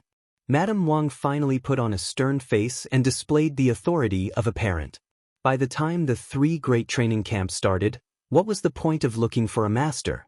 Wasn't that just fooling around? Mother, I'll tell you the truth. Actually, I already have a master. Seeing that his mother was going to make decisions for him, Wang Chong finally confessed. You have a master? Madame Wang's face was filled with astonishment. Yeah. Mother, haven't you noticed that my strength has increased a lot? Didn't I defeat Duke of Su's grandson, Su Xian, at the Four Quarters Embassy? Actually, I already have a master. It was uncle who arranged it for me. At the critical moment, Wang Chong hurriedly summoned his uncle, Li Lin. His uncle was an expert from the Imperial Army. His presence would definitely be convincing. Your uncle? As expected, when she heard Uncle Li Lin's name, her mother frowned deeply, but she did not pursue the matter further. If it's a master that your uncle found for you, then it's possible. Your uncle is in the Imperial Army, and there are many experts in the Imperial Palace. With his ability, it would be more than enough for him to find a teacher for you. After saying so, Madame Wang finally gave up. Wang Chong quickly changed the topic and found an excuse to change the topic, which made his mother laugh. Coming out of the room, Wang Chong wiped the cold sweat off his forehead. I'll have to inform Uncle about this matter, lest we expose ourselves. Wang Chong thought to himself. Although he temporarily used his uncle as a shield, Wang Chong did not dare to be careless. Although his mother was easy to talk to at times, she wasn't easy to fool at other times. Perhaps one day, he would ask about his master on a whim. Looks like that matter has to be brought forward. Wang Chong quietly said to himself as he recalled that matter. Setting off from his residence, Wang Chong drove straight to the Wei residence. Wang Chong, you're finally back? Upon hearing the news, Wei Hao ran out of his residence excitedly with a look of anticipation on his face. It had been a while since they last met, and Wei Hao's frame seemed to have grown significantly. His spirit was completely different from before. Furthermore, he even brought along a few lackeys from the prestigious clans. I heard that you were out of the city, so I went to your residence a few times. The guards at your residence have no idea where you went. Right, these are my new lackeys, Tao Chun and Lu Jin. Hurry up and pay respect to young Master Chong. Wei Hao laughed as he looked behind him. Paying respect to young Master Chong? Upon hearing Wei Hao's words, the 2 scions hurriedly bowed. When he stood up, he glanced at Wang Chong in the carriage with a tinge of fear in his eyes. There was probably no one in the 8 Gods Pavilion who didn't know of Wang Chong. It seems like you've been doing well recently. Wang Chong looked at the 2 scions in surprise. Wei Hao was known as a lone wolf in the 8 Gods Pavilion. Other than him, he didn't have any friends. But now, this fellow actually took in lackeys. Not bad. You've been living well recently. Wang Chong was here to look for Wei Hao, but at this moment, he wasn't in a hurry anymore. He, of course. You might not know, but that lad, Gao Fei, has become extremely obedient after beating him up. Do you think it'll be that easy for that lad, Su Bai, to lay a finger on me? Right now, in the 8 Gods Pavilion, I, Wei Hao, am an 8-legged crab. Wei Hao patted his chest gleefully. Youngster Wei, cut it out. I still don't know who you are. Wang Chong exposed him with a single sentence and beckoned him over. "Come up, I have something to talk to you about. You guys can return first. I'll look for you later." Seeing that Wang Chong was serious, Wei Hao beckoned to the two scions behind him, and without any hesitation he immediately dived into Wang Chong's carriage. The carriage began moving, and Wei Hao sat down opposite to Wang Chong. "Wang Chong, what's the matter?" "Wei Hao, do you remember what I told you previously? That I wanted you to look for someone for me?" "Zhang Munian?" "No, the other one. You can't have forgotten about it, right?" Wang Chong said. "You mean that?" Wei Hao immediately understood what he meant. "Regarding the matter regarding the charity hall, I've done as you instructed. Right now, there are around 30 shops in the capital that are run by us. Every day, we would give out porridge, clothes, and blankets to the vagabonds and beggars. However, the daily expenses for these are huge, and you should be able to afford it. As for the old man you wanted me to look for, I've paid attention to him as well. I really didn't see him." Back then, after the incident at the Blue Bottle Pavilion, Wang Chong's uncle interceded on his behalf, and he sold the first Wuzi steel sword to Zhao Fengchen for 37,000 taels. Wang Chong gave half of the money to Ablonidon and Arloja, and the other half to Wei Hao. It was then that Wang Chong requested Wei Hao to do him a favor. The first matter was to set up the charity hall. In his previous life, when the Wang clan fell, Wang Chong's entire family wandered from place to place, experiencing all kinds of hardships in the world. They were treated coldly, looked down on, and starved.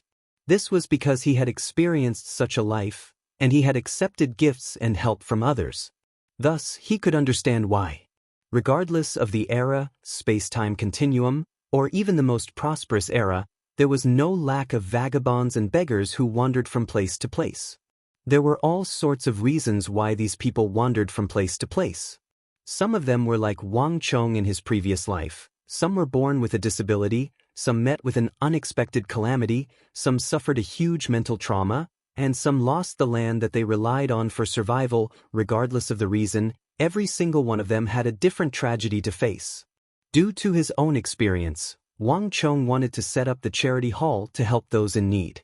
It was just like those people whose names he didn't know, but who had helped him in his previous life.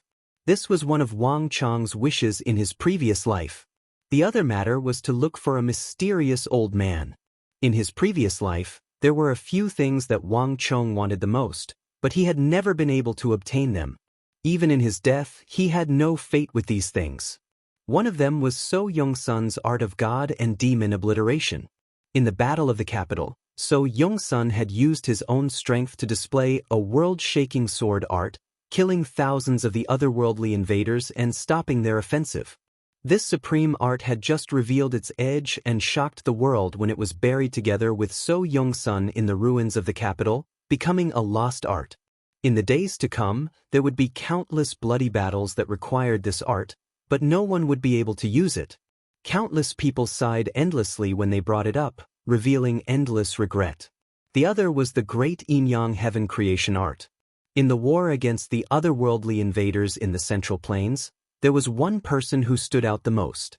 He didn't need any weapons, but he could easily kill a large number of the otherworldly invaders. Before him, all the otherworldly invaders would be turned into withered corpses, their deaths extremely gruesome. In the war against the otherworldly invaders, the might displayed by the great Yin-Yang heaven creation art was not one bit inferior to that of So Yong-sun, who had fought against 10,000 in the capital. In the apocalyptic era, this was publicly acknowledged as one of the 5 great arts. Unfortunately, even though this person had obtained the world mining art, his talent was far too lacking. His combat experience, reaction speed, agility, and adaptability were all incomparable to this supreme art. Given this person's mediocre talent, he should never have learned this art. Later on, he learned that this was indeed the case. When this person was 27 or 28, he had accomplished nothing and was working as a hired laborer in a wealthy clan. He didn't have much of a cultivation in martial arts, and he didn't even have much interest in it. However, his greatest merit was that he had a kind heart. Normally, he would often help those in need. Then one day, for some unknown reason, he actually saved a peerless devil. When this demon was young, he committed all sorts of evil and killed countless people, inspiring fear in the world of sections. But after he was betrayed and saved by that person, his personality underwent a huge change. He abandoned evil and became a kind and benevolent old man.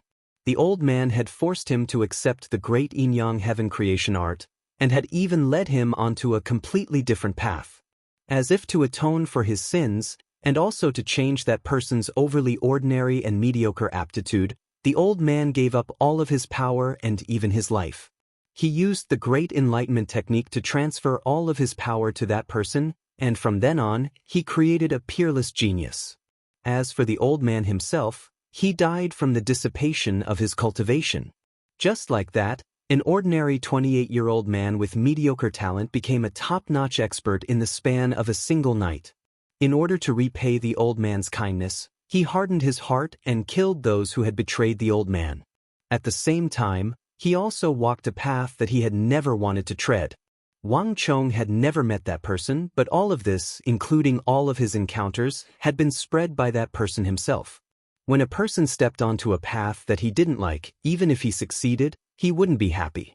When a person was born with mediocre talent and had no intention of stepping onto the martial path, his fate was already sealed the moment he stepped onto this path in order to repay the old man's kindness. In the end, that peerless expert who possessed the great yin-yang heaven creation art fell into a heavy encirclement because of his mediocrity in combat. He was surrounded and killed by the horsemen of the foreign lands. The great yin-yang heaven creation art was lost in the later stages as a result. At that time, Wang Chong hadn't become the Grand Marshal of the Central Plains yet, and the martial artists of the Central Plains hadn't begun the campaign to promote martial arts to the public. Chapter 138. Wang Chong remembered all of these things deeply. These were the things that Wang Chong deeply regretted after he became the Grand Marshal of the Central Plains. It was precisely because of this that his path to saving the Central Plains was filled with twists and tribulations. Even until his death, Wang Chong was unable to surpass his limits and reach those legendary realms.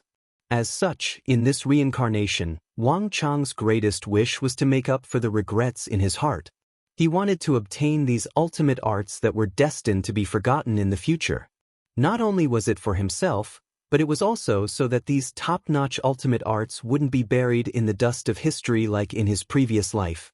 As such, on Wang Chong's list of names, the old man who possessed the great yin-yang heaven creation art had always been an important figure.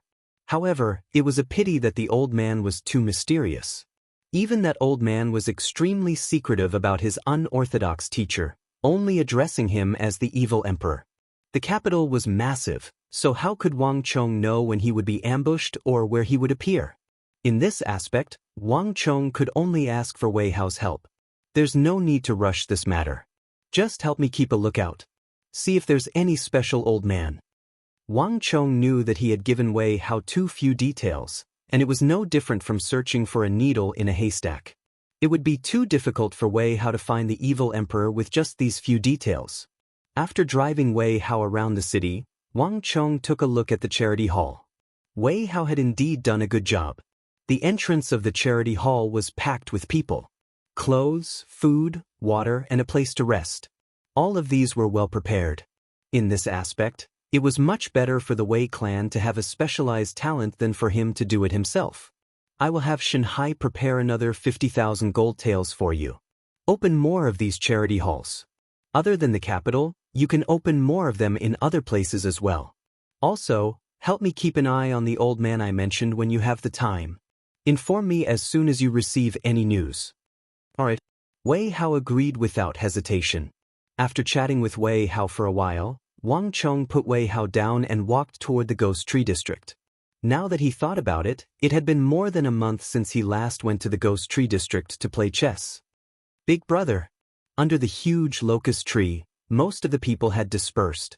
However, there was another kid squatting on the ground.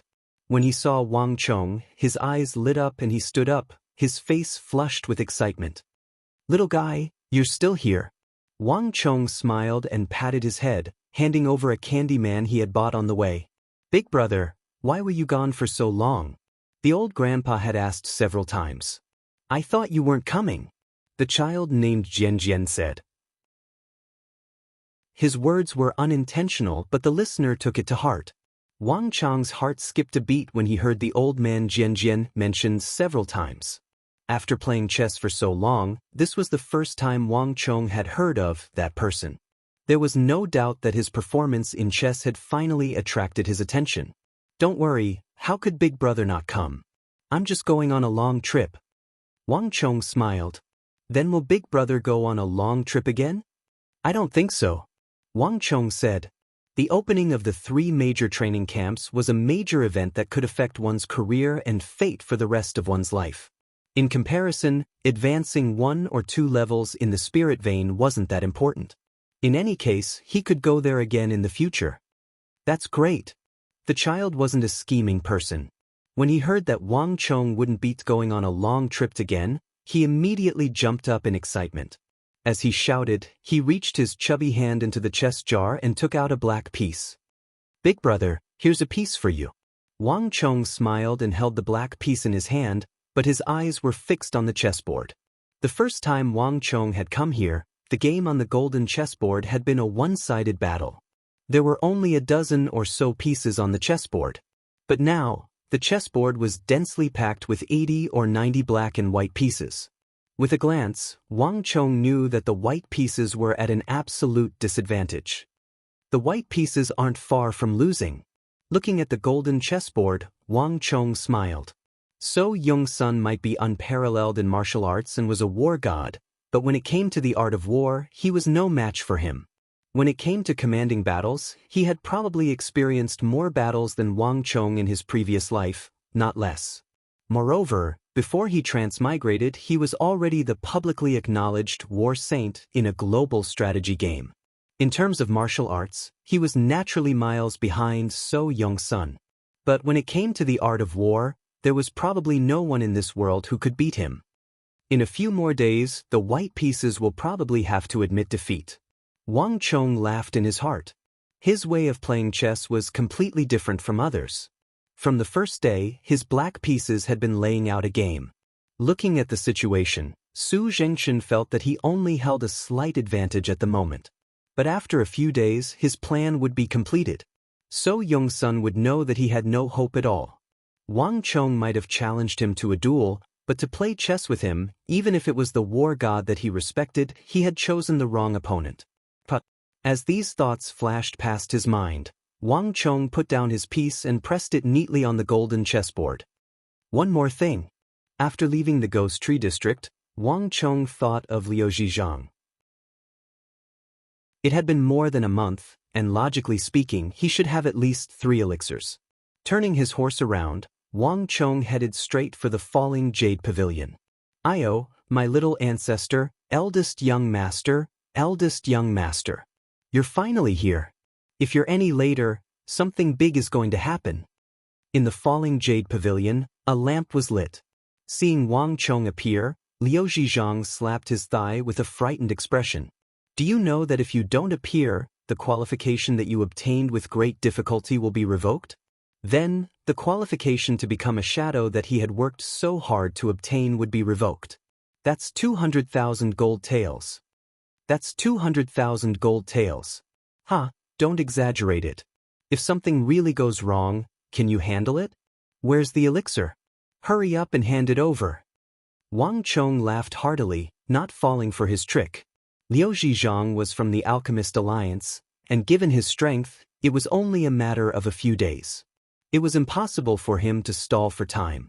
As expected, after hearing Wang Chong's words, Liu Zhizhang chuckled awkwardly. This young master of the Wang clan might be young, but it wasn't easy to fool him. Where's the elixir? 3, right? Hand it over. Wang Chong said as he lifted his robe and sat down on the tiger skin chair in the room. The falling jade pavilion looked eerie from the outside, but it was luxurious on the inside. As expected, I can't hide it from young master. Liu Zhizhang didn't beat around the bush and walked into the room. When he came out, there were a few purple brocade boxes in his hands. Young master, please open it. This is something that I exchanged for with a few others for you this month. Liu Zhizhang said with a fawning expression. The Alchemist Alliance wouldn't easily do business with outsiders. For example, the Wang clan might be a family with 3 generations of generals and ministers, but they didn't enter the eyes of the Alchemist Alliance. Their partners were all longtime allies. Some of them even originated from the previous dynasty and were extremely secretive. However, the Wang clan was the most special one. Not only did they have a huge influence in the court, but they also made up for their biggest shortcoming, wealth. It was just like the embryonic form of the empire's largest family in the future. At least, in Liu Zhizhang's eyes, as long as everything remained unchanged. In the future, they might become the newest and eternal partner of the Alchemist Alliance. It's been hard on you. Don't worry. I won't mistreat you for helping me. Wang Chong patted six-fingered Zhang's shoulders, as though he was impartial in his punishment and reward. But when Wang Chong opened the first box, a familiar smell assailed his nostrils. Within the brocade box, a white pill lay at the bottom of the box. Its surface was emitting a faint aura. Tiger Bone's small rejuvenation pill. Wang Chong's eyes lit up as he called out. Among all the pills, the one he liked the most was this pill that could raise one's aptitude. This kind of pill was really too rare. It was impossible to buy it in the outside world. This was the exclusive trade of the Alchemist Alliance in the palace. This small rejuvenation pill seems a little different? Suddenly, Wang Chong's eyelids twitched. He noticed something different. This Tiger Bone small rejuvenation pill seemed to be different from the one he had consumed before. Young master has good eyesight. The one you consumed before was just a defective product. This was the pill that had been refined to perfection. The effect is completely different. Six-fingered Zhang chuckled, revealing Zhang Xian's secret. What? Wang Chong was taken aback. He immediately looked at the pills in the brocade box. Young master, don't be nervous. Our Alchemist Alliance doesn't sell defective products. All of these pills were of good quality. The so-called defective products are only in the eyes of us alchemists. In the outside world, they are still top-notch pills. I know that young master wants top-notch pills that can raise one's aptitude. That's why I spent a lot of effort to get them for you. Liu Zhizhang began to take credit. Did you go gambling again? Hearing this, Wang Chong smiled. He didn't even look at the pills. He raised his head and looked at Liu Zhizhang. Listen to me. If you want to gamble, you can. But don't go to those galley gambling houses anymore. At that time, you will be in trouble. I won't be able to save you every time. Wang Chong said. Young master's eyes are really sharp. Liu Zhizhang smiled embarrassedly. Being stared at by a 15-year-old boy made him feel like a child doing something wrong in front of an adult. Liu Zhizhang knew that this was wrong, but he couldn't help but have such a feeling. This young master of the Wang clan was simply too cunning. He could see through one's heart with just a glance. He didn't say anything at all. He just knew that he went to gamble and was short of money. In just a few interactions, Six-Fingered Zhang already felt that there was no secret he could hide from the other party. Don't worry, there will be plenty of benefits for you. Wang Chong just casually said and didn't pursue the matter seriously. With a snap, Wang Chong opened the box. A dense wave of elemental energy immediately emitted from the brocade box. Smelling this scent, Wang Chong's expression changed. Elemental Chi Pill. You guys can actually refine such a thing. Chapter 139. It's not that powerful. Hearing the name Vitality Pill, Liu Zhizhang was startled. That wasn't the name of the pill. However, he quickly understood what Wang Chong meant. This is an acquired pill. It's a new pill recipe that a young alchemist in the palace recently researched. It has never appeared before. It's very difficult to refine, and it has exploded many times. Right now, it's only a few defective products. It hasn't been perfected yet. This kind of defective product that was first refined cannot be presented to the Holy Emperor or the princes in the palace. If there's a problem, their heads will fall off. In the end, they brought it here. I can't help it. This is a hard sell. Every month, There would always be some pills like this that were forced to be distributed. They're expensive and not very good. At the end, Six-Fingered Zhang had an embarrassed look on his face. Defective product? Wang Chong turned around with a surprised look. He looked at the pill on the table again. Sure enough, the pill didn't emit pure vitality, but some other impurities. He was too shocked before, so he didn't notice it. What you see is actually just a layer of wax on the outside. This way, the impurities in the pill can be sealed. Liu Zhizhang said embarrassedly. This was a small trick in alchemy. He was an alchemist himself, so he naturally knew about it. Wang Chang's eyes flickered, but he didn't say much. He grabbed the acquired pill on the table and stuffed it into his mouth. After the skin of the pill broke, a messy smell immediately came out. It's the smell of medicinal herbs, and it should be the kind of high-grade spiritual herbs. Wang Chong suddenly came to a realization. The alchemist probably wanted to extract the spiritual energy in the medicinal herbs, and then use some special method to refine something like the vitality pill. However, this matter was obviously not that easy. Gulp. As these thoughts flashed through his mind, Wang Chong mumbled and quickly swallowed the pill. A wave of heat exploded in his body, quickly spreading to his limbs and bones. Wang Chong felt warm all over. With the help of the Dan Qi, Wang Chong felt that his strength had increased by a notch in just a moment. Compared to before, the essence in his body had also increased a little. After a while, when the medicinal efficacy of the pill disappeared, Wang Chong finally calmed down. What 6 batches Zhang said was right. This was indeed not some essence qi pill. There was only a small amount of essence qi in the elixir, not as much as Wang Chong had imagined. Liu Zhizhang didn't think much of it. From an alchemist's point of view, a defective product was worthless. But Wang Chong was different. I didn't expect that I could actually use money to buy something similar to the essence qi pill. Wang Chong's heart rose and fell, and it was difficult for him to calm down. To a martial artist, the most precious thing was undoubtedly yuan qi. In the imperial palace, there was actually someone who could refine something similar to the essence qi pill. This truly shocked Wang Chong. Wang Chong finally understood why this alchemist's secret alliance was so mysterious. The items were sold at such a high price, yet there were so many powerful forces that flocked to it. There were many things here that couldn't be bought with money in the outside world. This was truly a priceless treasure. How much does one acquired pill cost? Wang Chong asked, opening his eyes. 6,000 taels, Liu Zhizhang said.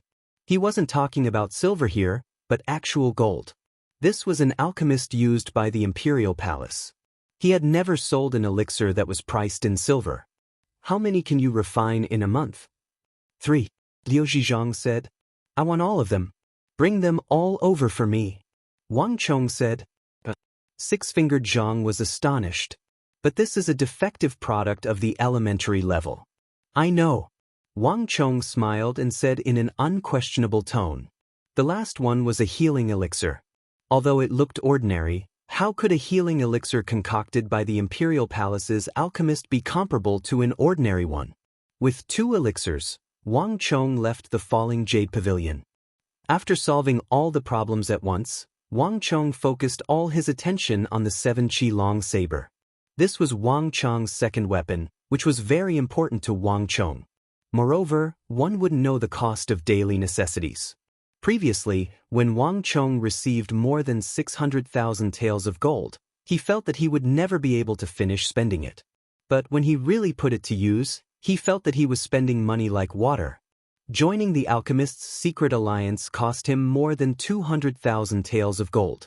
After giving Wei Hao 50 to 60 taels of gold and adding other miscellaneous items, Wang Chong only had about 200,000 taels of gold left. At this rate, he was afraid that he would soon run out of money. If so, he would fall back to his previous penniless state. It's about time for me to bring out my new work, Wang Chong thought to himself. Driving the car, Wang Chong made sure that no one was tailing him before entering the cavern of the Wei clan's smithy once more. The surroundings of the smithy were silent. Wei Hao had already given this place to Wang Chong. As long as Wang Chong needed it, this place could become Wang Chong's personal smithy. The Wei clan had many businesses, and smithy was only one of them. Take this smithy as an example. As long as Wei Hao made up for its loss, even his father, the Duke of Wei, wouldn't be able to notice that something had been done to it. Help me guard the outside. Don't let anyone get close. Wang Chong arranged for Li Zhuxin to guard the outside before entering the cavern alone. Wang Chong was already very familiar with quenching weapons. Even though quenching was very important to a weapon, like a phoenix rising from the ashes, it wasn't actually that complicated to operate. The key was the change in thinking and the change in the quenching fluid. The quenching that Wang Chong had mastered was completely beyond this era. Walking into the cavern, Wang Chong poured the quenching fluid that was a mixture of sesame oil, sheep oil, butter, and asphalt brought by the Western region merchants into the metal trough. Then, he went to the nearby area to cut some pine branches, piled them on the ground, and started burning them. The temperature at which Wuzi steel was quenched was very important. Otherwise, even if one mastered the right quenching fluid, the quality of the final product could be worlds apart, and it might even turn into a waste product. From night till dawn, Wang Chong was extremely busy. Around daybreak, the morning sun rose. A sizzling black smoke rose from the metal trough. A moment later, Wang Chong took out a pair of metal pliers and fished out the narrow, thin and thick saber from the trough. Oil flowed everywhere, and a shiny saber with beautiful patterns appeared in front of Wang Chong. This was the world's first narrow, thin, and thick saber. When the morning sun shone in from outside the cavern, it reflected a dazzling, cold light. Just by looking at it, Wang Chong could feel that this saber was extremely sharp and indestructible. Clang! With a flash of cold light, the metal trough containing the quenching fluid was immediately cut into two. It was so soft that it looked like it was rotting. Good saber. Wang Chong looked at the saber and smiled. Even without the praise of others, Wang Chong could feel that this saber was probably even sharper than his Wuzi steel sword. This saber combined the skills of the world's #1 swordsmith, Tuoba Gyuan, and his epic-making skills. In terms of quality, it had already reached the peak of this world. Moreover, the unique arc and weight of the blade were enough to make it the favorite of experts in the saber Dao. It's a pity that I only use swords, Wang Chong thought to himself. He used a sword for his single-character consecutive slash, and this saber wasn't suitable for him. However, even a swordsman like Wang Chong couldn't bear to let go of this saber when he held it in his hands. Needless to say, those saber experts would feel the same way. This saber wasn't just sharp. Its exterior design was originally very suitable for slashing, and slashing. Now, all that's left is to temper it, Wang Chong thought to himself. To many people, a saber like Wang Chong's was already a finished product. Even if he took it out, it would be sought after by tens of thousands of people. However, Wang Chong knew that this wasn't the way to go. Although such a saber was sharp and easy to use, it was easy to break. If it was too rigid, it might not be a good thing for a saber. If he didn't solve this problem, it might be broken at a crucial moment in the hands of a top-notch martial artist. In this world, although there weren't many people who forged sabers, there were definitely people who understood sabers. At least, many people knew the principle of rigid but easy to break. For those top-notch martial artists, they could use brute force to hit the middle of the saber or close to 70% of the hilt. They would most likely be able to break the saber with brute force. If that happened, the reputation of Wuzi steel in this world would be ruined. The reputation that Wang Chong had painstakingly built up would also be destroyed. In the future, it wouldn't be so easy to make money from Hyderabad ores. That would be destroying his own reputation. Of course, Wang Chong wouldn't do such a thing. Therefore, he had to temper it. Many people thought that after quenching, the saber and sword were considered complete. However, almost no one knew that after quenching, there was actually another process called temper.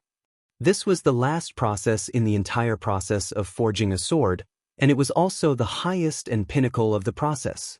In this world, many people hadn't even mastered the skill of quenching, let alone the epic-making skill of temper. This was a skill that Wang Chong had mastered alone. At the same time, it was his biggest and final secret in the field of swordsmithing. Without the technique of temper, a weapon like the 7-foot narrow, thick saber would never be made. If it was made, it would only be a joke and not a real weapon. Temper could eliminate the quenching and the small internal cracks caused by the hammering of the saber and sword. It could also repair and prevent the saber from deforming. This was one of the reasons. In addition, temper could further increase the performance of the saber and sword in all aspects, including sharpness, hardness, durability, and most importantly, toughness. Toughness might not sound like much, but if one thought about it, adding toughness to an extremely hard weapon was incredible. It was like wrapping a piece of ice in a fire and not melting it. Once a 7-foot narrow, thick saber had toughness, even if it was just a little bit, it would make a huge difference in performance. With toughness, the saber could be considered to have truly made up for its shortcomings and become a real top-notch weapon. Moreover, he wouldn't have to worry about being snapped by the fingers of those top-notch fighters in battle. With temper, he could add toughness to a weapon. This meant that in this world, Wang Chong had truly mastered a never-before-seen weapon-making technique. Chapter 140. The nurturing of Uncle in the cavern. Wang Chong chopped some pine branches and started a new fire. Unlike quenching, this was a small fire. There were only a few pine branches. The temperature of tempering was even lower than that of quenching, around 150 degrees Celsius. Thus, a small fire with a few pine branches sufficed. It's about time. Wang Chong placed a hand on top of the fire and felt that it was about time. Thus, he placed the quenched saber on top of the fire. A temperature of 150 degrees Celsius was extremely low, far from being able to melt woozy steel. In fact, it would be hard for the saber to even heat it until it was slightly red. Under such circumstances, and after being quenched, the toughness of the saber had reached an astonishing level. This meant that the tempering process was much more energy-consuming than quenching, and it required much more time and effort. If it was in the past, it would have been difficult for Wang Chong to complete the tempering of a finished woozy steel product. However, after reaching Origin Energy Tier 7 and cultivating Might of the Barbaric God, Wang Chong's strength had increased significantly, allowing him to complete this process alone. Boom! As though a bolt of lightning, Wang Chong brandished his metal hammer and smashed it heavily against the surface of the saber. The heavy smithing platform trembled under Wang Chong's hammer, and a lot of stone powder and stone fragments fell from the cavern. Boom! Twice, thrice. Wang Chong exerted his full strength, and the metal hammer in his hand fell time and time again. He exerted his full strength every single time. Regarding the first woozy steel saber that he was about to forge, Wang Chong was filled with anticipation. The sound of Wang Chong's hammer echoed throughout the cavern. The tempering process required much more time than quenching. The tough nature of the woozy steel meant that Wang Chong needed to spend more time on this weapon. For the whole day, from sunrise to sunset, until all the pine branches that Wang Chong had cut down were burned. Wang Chong finally completed the tempering process. Sweating profusely, Wang Chong stood at the edge of the iron platform. His clothes were soaked, and the ground within 3 zhang of his feet was wet. Wang Chong had spent a lot of time and energy to forge this narrow, thin, and thick saber. However, Wang Chong's heart was filled with gratification and satisfaction as he looked at the new narrow, thin, and thick blade in his hand. After spending a day and a night, it's all worth it. Wang Chong gripped the hilt and raised the narrow, thin, and thick saber in his hand. This saber was gorgeous and beautiful, and its surface was filled with magical patterns that flowed like clouds and flowing water. At the same time, behind the gorgeous and beautiful appearance, there was an extreme coldness and bloodthirst.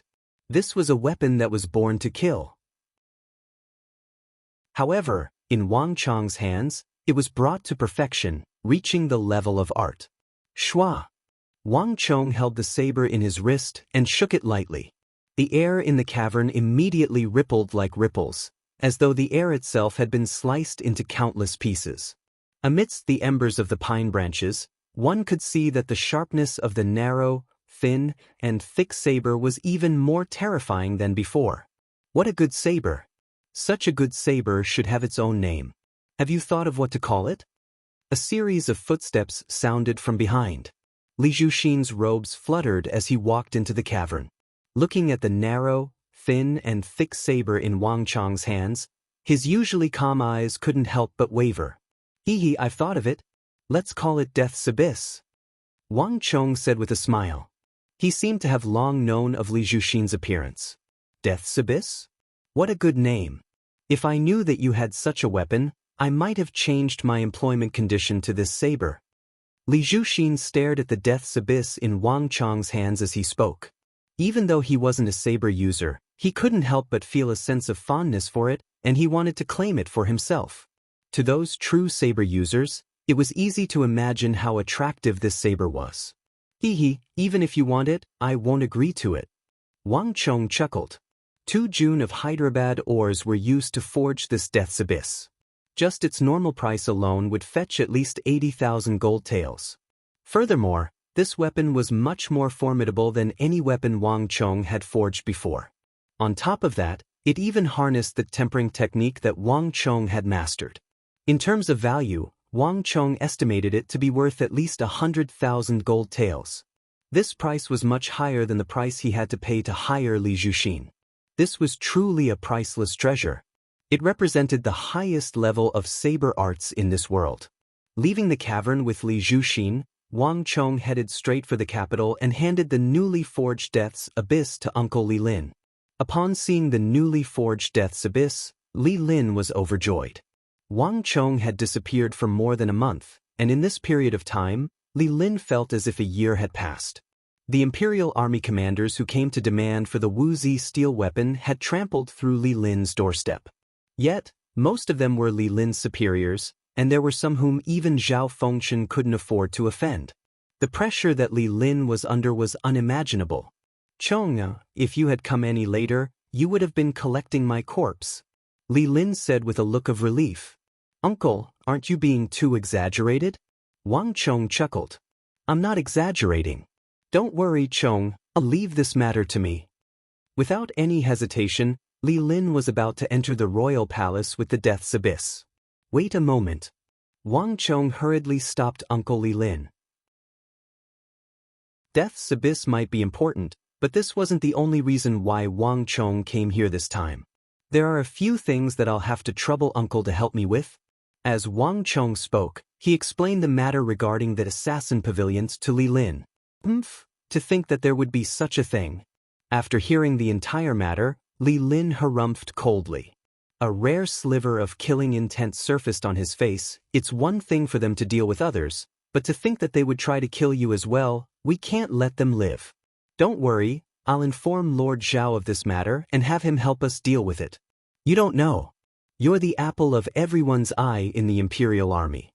If anything were to happen to you, even without me and Lord Zhao making a move, the commanders of the Imperial Army would tear them to shreds. Li Lin wasn't spouting nonsense. At this moment, Wang Chong had already formed a huge chain of relationships. Based on what Wang Chong said, Li Lin had received money from many people in the Imperial Army. Yet, these people were still willing to send their money over.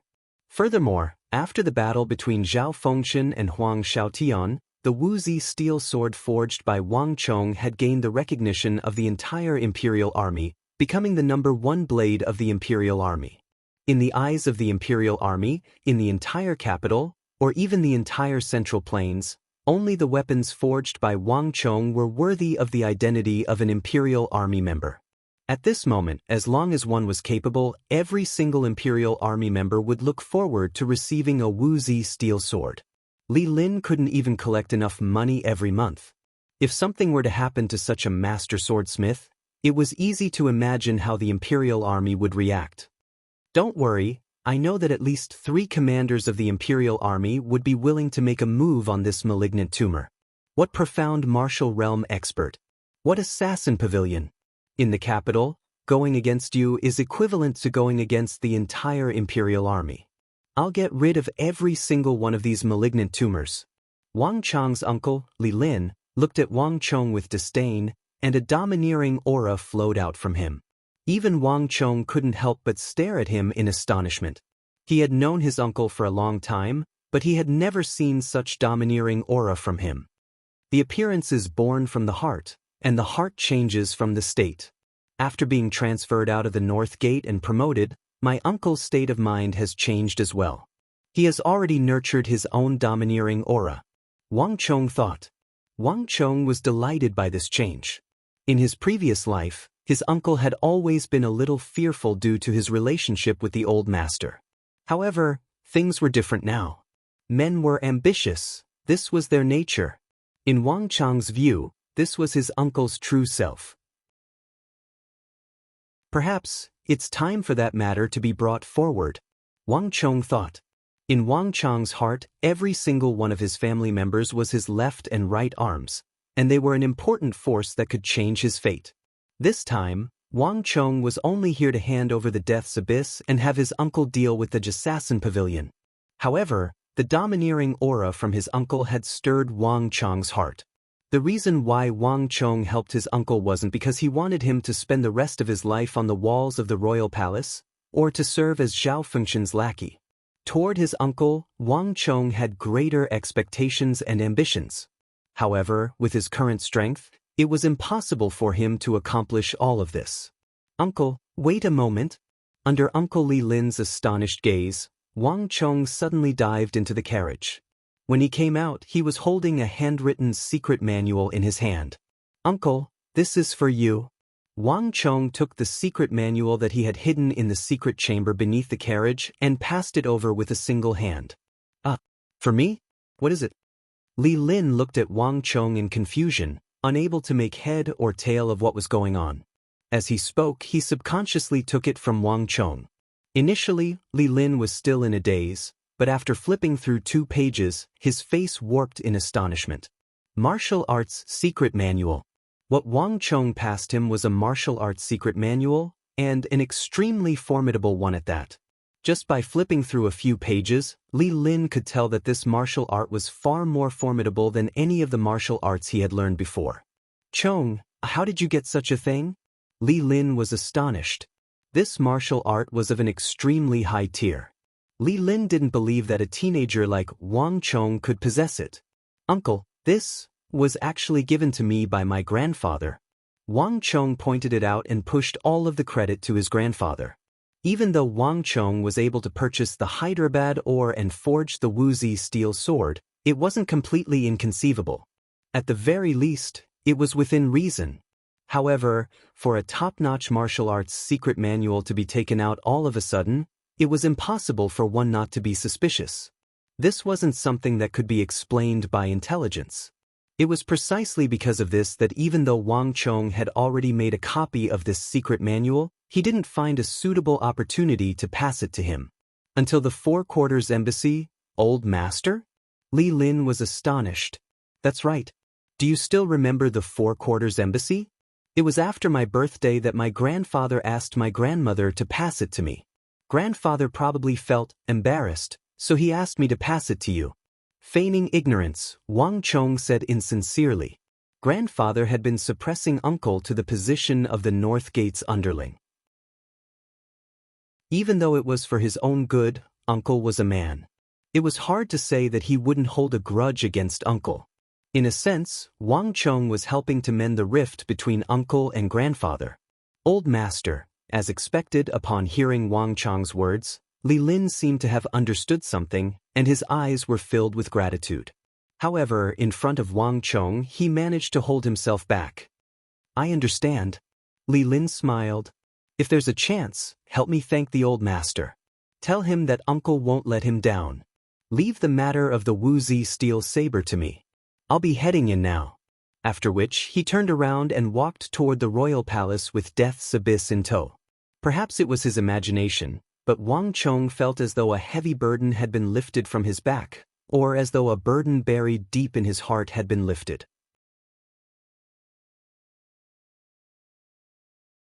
Chapter 141. After resolving the matter regarding the Wuzi steel, Wang Chong heaved a sigh of relief. However, he didn't let up. Instead, he continued to search for traces of the evil emperor while heading to the Ghost Tree district to play chess. On the other hand, Uncle Li Lin's side was progressing swiftly as well. Seemingly out of anger at the assassin pavilion for attempting to assassinate Wang Chong, he vanished after just 2 days. While the imperial army was patrolling the capital, they discovered a nest of assassins with malicious intentions. All of them were killed, and their corpses piled up in the courtyard. This matter caused a huge uproar in the capital. It was said that a large number of imperial army experts were mobilized for this matter, and there were even 5 to 6 commanders of the imperial army. Many people witnessed it personally, and they said that the matter wasn't as simple as it seemed. However, there was one thing that was certain. These people were dressed in black and were dressed like assassins. This point was certain. Thus, no one spoke up for them. When Wang Chong heard of this matter, he chuckled lightly. He only sent a letter to Mayasame Ayaka before tossing the matter to the back of his mind. While Wang Chong was living his life peacefully, the depths of the royal palace wasn't peaceful at all. Deep in the night, somewhere in the abandoned cold palace of the imperial palace, the lights were brightly lit. Rows of lanterns were hung from the trees and the eaves. Outside the cold palace was a huge crowd. Imperial army members surrounded the area, and with a single glance, one could tell that there were at least 1,000 of them. Today was a big day for the imperial army. Everyone knew that the #1 swordsmith of the Tang dynasty would be auctioning off his second weapon. In the royal palace, there were many imperial army commanders who had been eagerly anticipating the auction. After witnessing the battle between Zhao Fengchen and Huang Xiaoyun, everyone knew that this weapon was incomparably sharp, beautiful, and rare. To the imperial army, it could raise their fighting prowess by leaps and bounds. More importantly, this weapon was priceless, and it was something that could only be chanced upon. To the imperial army, only this weapon could serve as a foil to their standing. After so long, it's finally time for that Gongzi to forge a new weapon. He only makes a single one every month. It really makes one drool. If only there were more of them. The first weapon was taken by Commander Zhao. I just don't know who will be so lucky this time. Yeah. If only I had a Wuzi steel weapon like that. What a pity, it was so expensive. I can't afford it, so I can only look around. Outside the cold palace, there was a lot of discussion. Now, everyone knew that the son of a general or minister had handed over all the Wuzi steel weapons in the imperial army to his uncle, Li Lin. There was no one in the imperial army who didn't know of Li Lin. He's here, he's here. Suddenly, there was a commotion in front. Everyone looked up and saw that the door was open. A brilliant light shone through the door. Li Lin, clad in heavy armor and a long sword at his waist, appeared in front of everyone with a dignified expression. In an instant, the noisy imperial army fell silent. Now, those who want to auction weapons can come in with the slip from before, Li Lin said solemnly. The moment these words were spoken, the imperial army commanders walked in with smiles on their faces, holding the slips of paper that Wang Chong had given them. Everyone knew that the competition for this auction would be intense. That Wuzi steel weapon definitely wasn't cheap. But money? Who the heck cared about money? As long as they could buy that invincible weapon that could cut through metal as though mud, what did money matter? In any case, the imperial army didn't have much expenditure. Furthermore, even if they were to run into trouble in the future, they wouldn't have to worry about not being able to sell this weapon. The 20 to 30 imperial army leaders walked in together. Next, those with wooden tokens can come in, Li Lin said. This was Li Lin's idea. Even though Wang Chong wanted to sell batches of credentials, Li Lin didn't think that it was necessary. As a member of the imperial army, he knew how popular the Wuzi steel was. No matter where he went, there would be people talking about the auction at the Blue Bottle Pavilion. There were also people discussing the battle between Zhao Fengchen and Huang Xiaotian. A Wuzi steel weapon that was said to be indestructible and could even cut a strand of hair with the slightest breeze was enough to make one's blood boil and tremble, as if they wanted to get their hands on it. It was precisely because he was part of the imperial army that he knew how intense this hunger was that Li Lin dared to do it. One must know that this was an imperial army of more than 100,000 soldiers. However, Wang Chong's Wuzi steel sword was only produced once a month. It would be strange if the imperial army didn't go crazy over it. Therefore, Li Lin decided to divide the auction into 2 levels of qualifications. Wang Chang's slip was the first batch, and he could enjoy a discount. The wooden plate that Li Lin opened was from the second batch, which belonged to a lower level. With a wooden token, one could participate in the auction as well. However, they had to pay 10% more than the auction price. Moreover, it was different from the ones Wang Chong had written. Li Lin's wooden token was a one-time use item. Each wooden token cost 200 taels of gold, and it would become useless after a single match. If they wanted to participate next time, they would have to buy it again. Don't think it's too expensive. In Li Lin's view, it was still too cheap. There were more than 100,000 soldiers in the imperial army. Even if one didn't buy it, someone else would. There was no need to worry about not being able to sell it. Furthermore, those who were able to come here and spend tens of thousands of gold taels on Wuzi steel swords would definitely not be short of 200 taels of gold. In Li Lin's view, this was the correct way to auction the Wuzi steel swords. Through this method, he could distinguish who the real buyers of the Wuzi steel swords were. As for Wang Chang's slips, what a waste! However, what was done could not be undone. Li Lin couldn't say anything more. In an instant, 70 to 80 imperial army leaders rushed in. Just these people alone had earned more than 15,000 taels of gold. To be able to earn more than 10,000 taels of gold from an auction of swords and sabers, only a fool wouldn't do such a good thing. Next, those with metal slips can come in, Li Lin said. This was the lowest level. In the imperial army, there were many who were curious about the Wuzi steel swords and had a strong desire for them. To Li Lin, since that was the case, why not make use of them as well? The more people that saw it, the better its reputation would be, and the faster it would spread. At the same time, more hidden buyers would appear in the imperial army. Thus, Li Lin signed the third-level metal slips. These metal slips were priced at 10 gold taels each, and it wasn't expensive. Those with metal slips were allowed to spectate by the side. However, they could only spectate by the side. They couldn't buy anything and there weren't any seats. Don't complain about the poor service and lack of seats. One must know that there were more than 100,000 Imperial Army members waiting outside. In an instant, hundreds of Imperial Army members rushed forward. This was another few thousand gold taels of gold. Just this auction alone would earn Li Lin at least 20,000 gold taels. After doing all of this, Li Lin returned to the inner chamber. The cold palace of the royal palace was massive, and the small residences outside couldn't compare to it. The main hall was brightly lit, and at the very top of the hall sat 3 commanders. At the very center was Commander Zhao Fengchen. Time flew, and it had been more than a month since Zhao Fengchen took the position of commander. Compared to before, Zhao Fengchen's aura had clearly grown stronger and more authoritative. Li Lin entered the room and bowed slightly to Zhao Fengchen. Then he walked up to a large rectangular wooden platform at the center of the hall. Lord Li, where's the Wuzi steel sword? Hurry up and take it out. Don't keep us in suspense. That's right, everyone is waiting. Lord Li, it's been more than a month. Our brothers have been waiting anxiously for it. Don't tease us anymore. Everyone jeered impatiently. They couldn't wait any longer.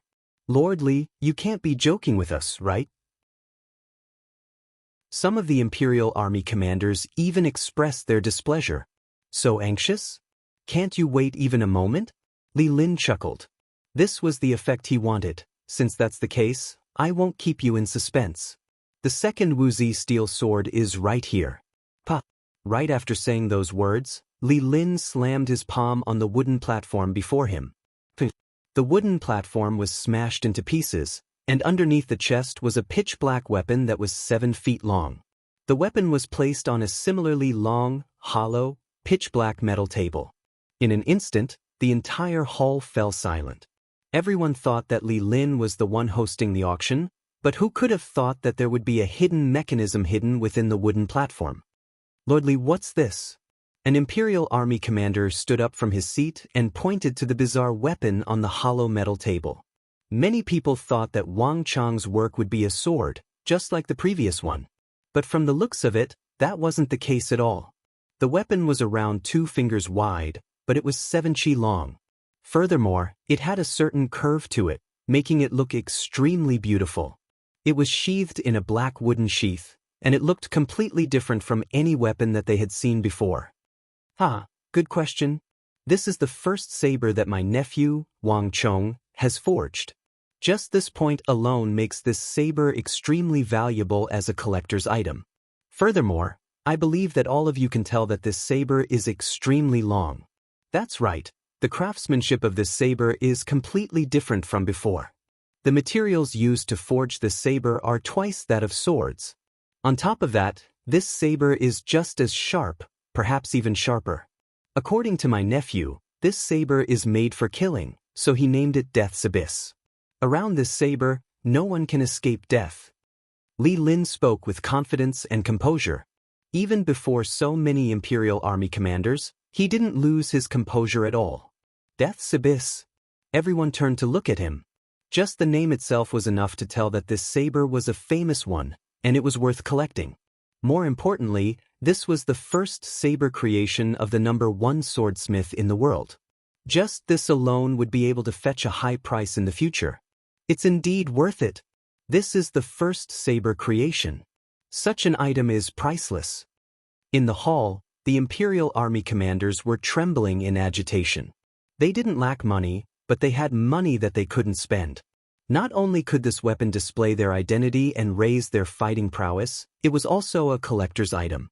Wasn't this the best weapon? Li Lin, how much is this weapon? That's a good question. Li Lin's eyes lit up as he announced the starting bid. The starting bid for this Death's Abyss is 80,000 gold taels.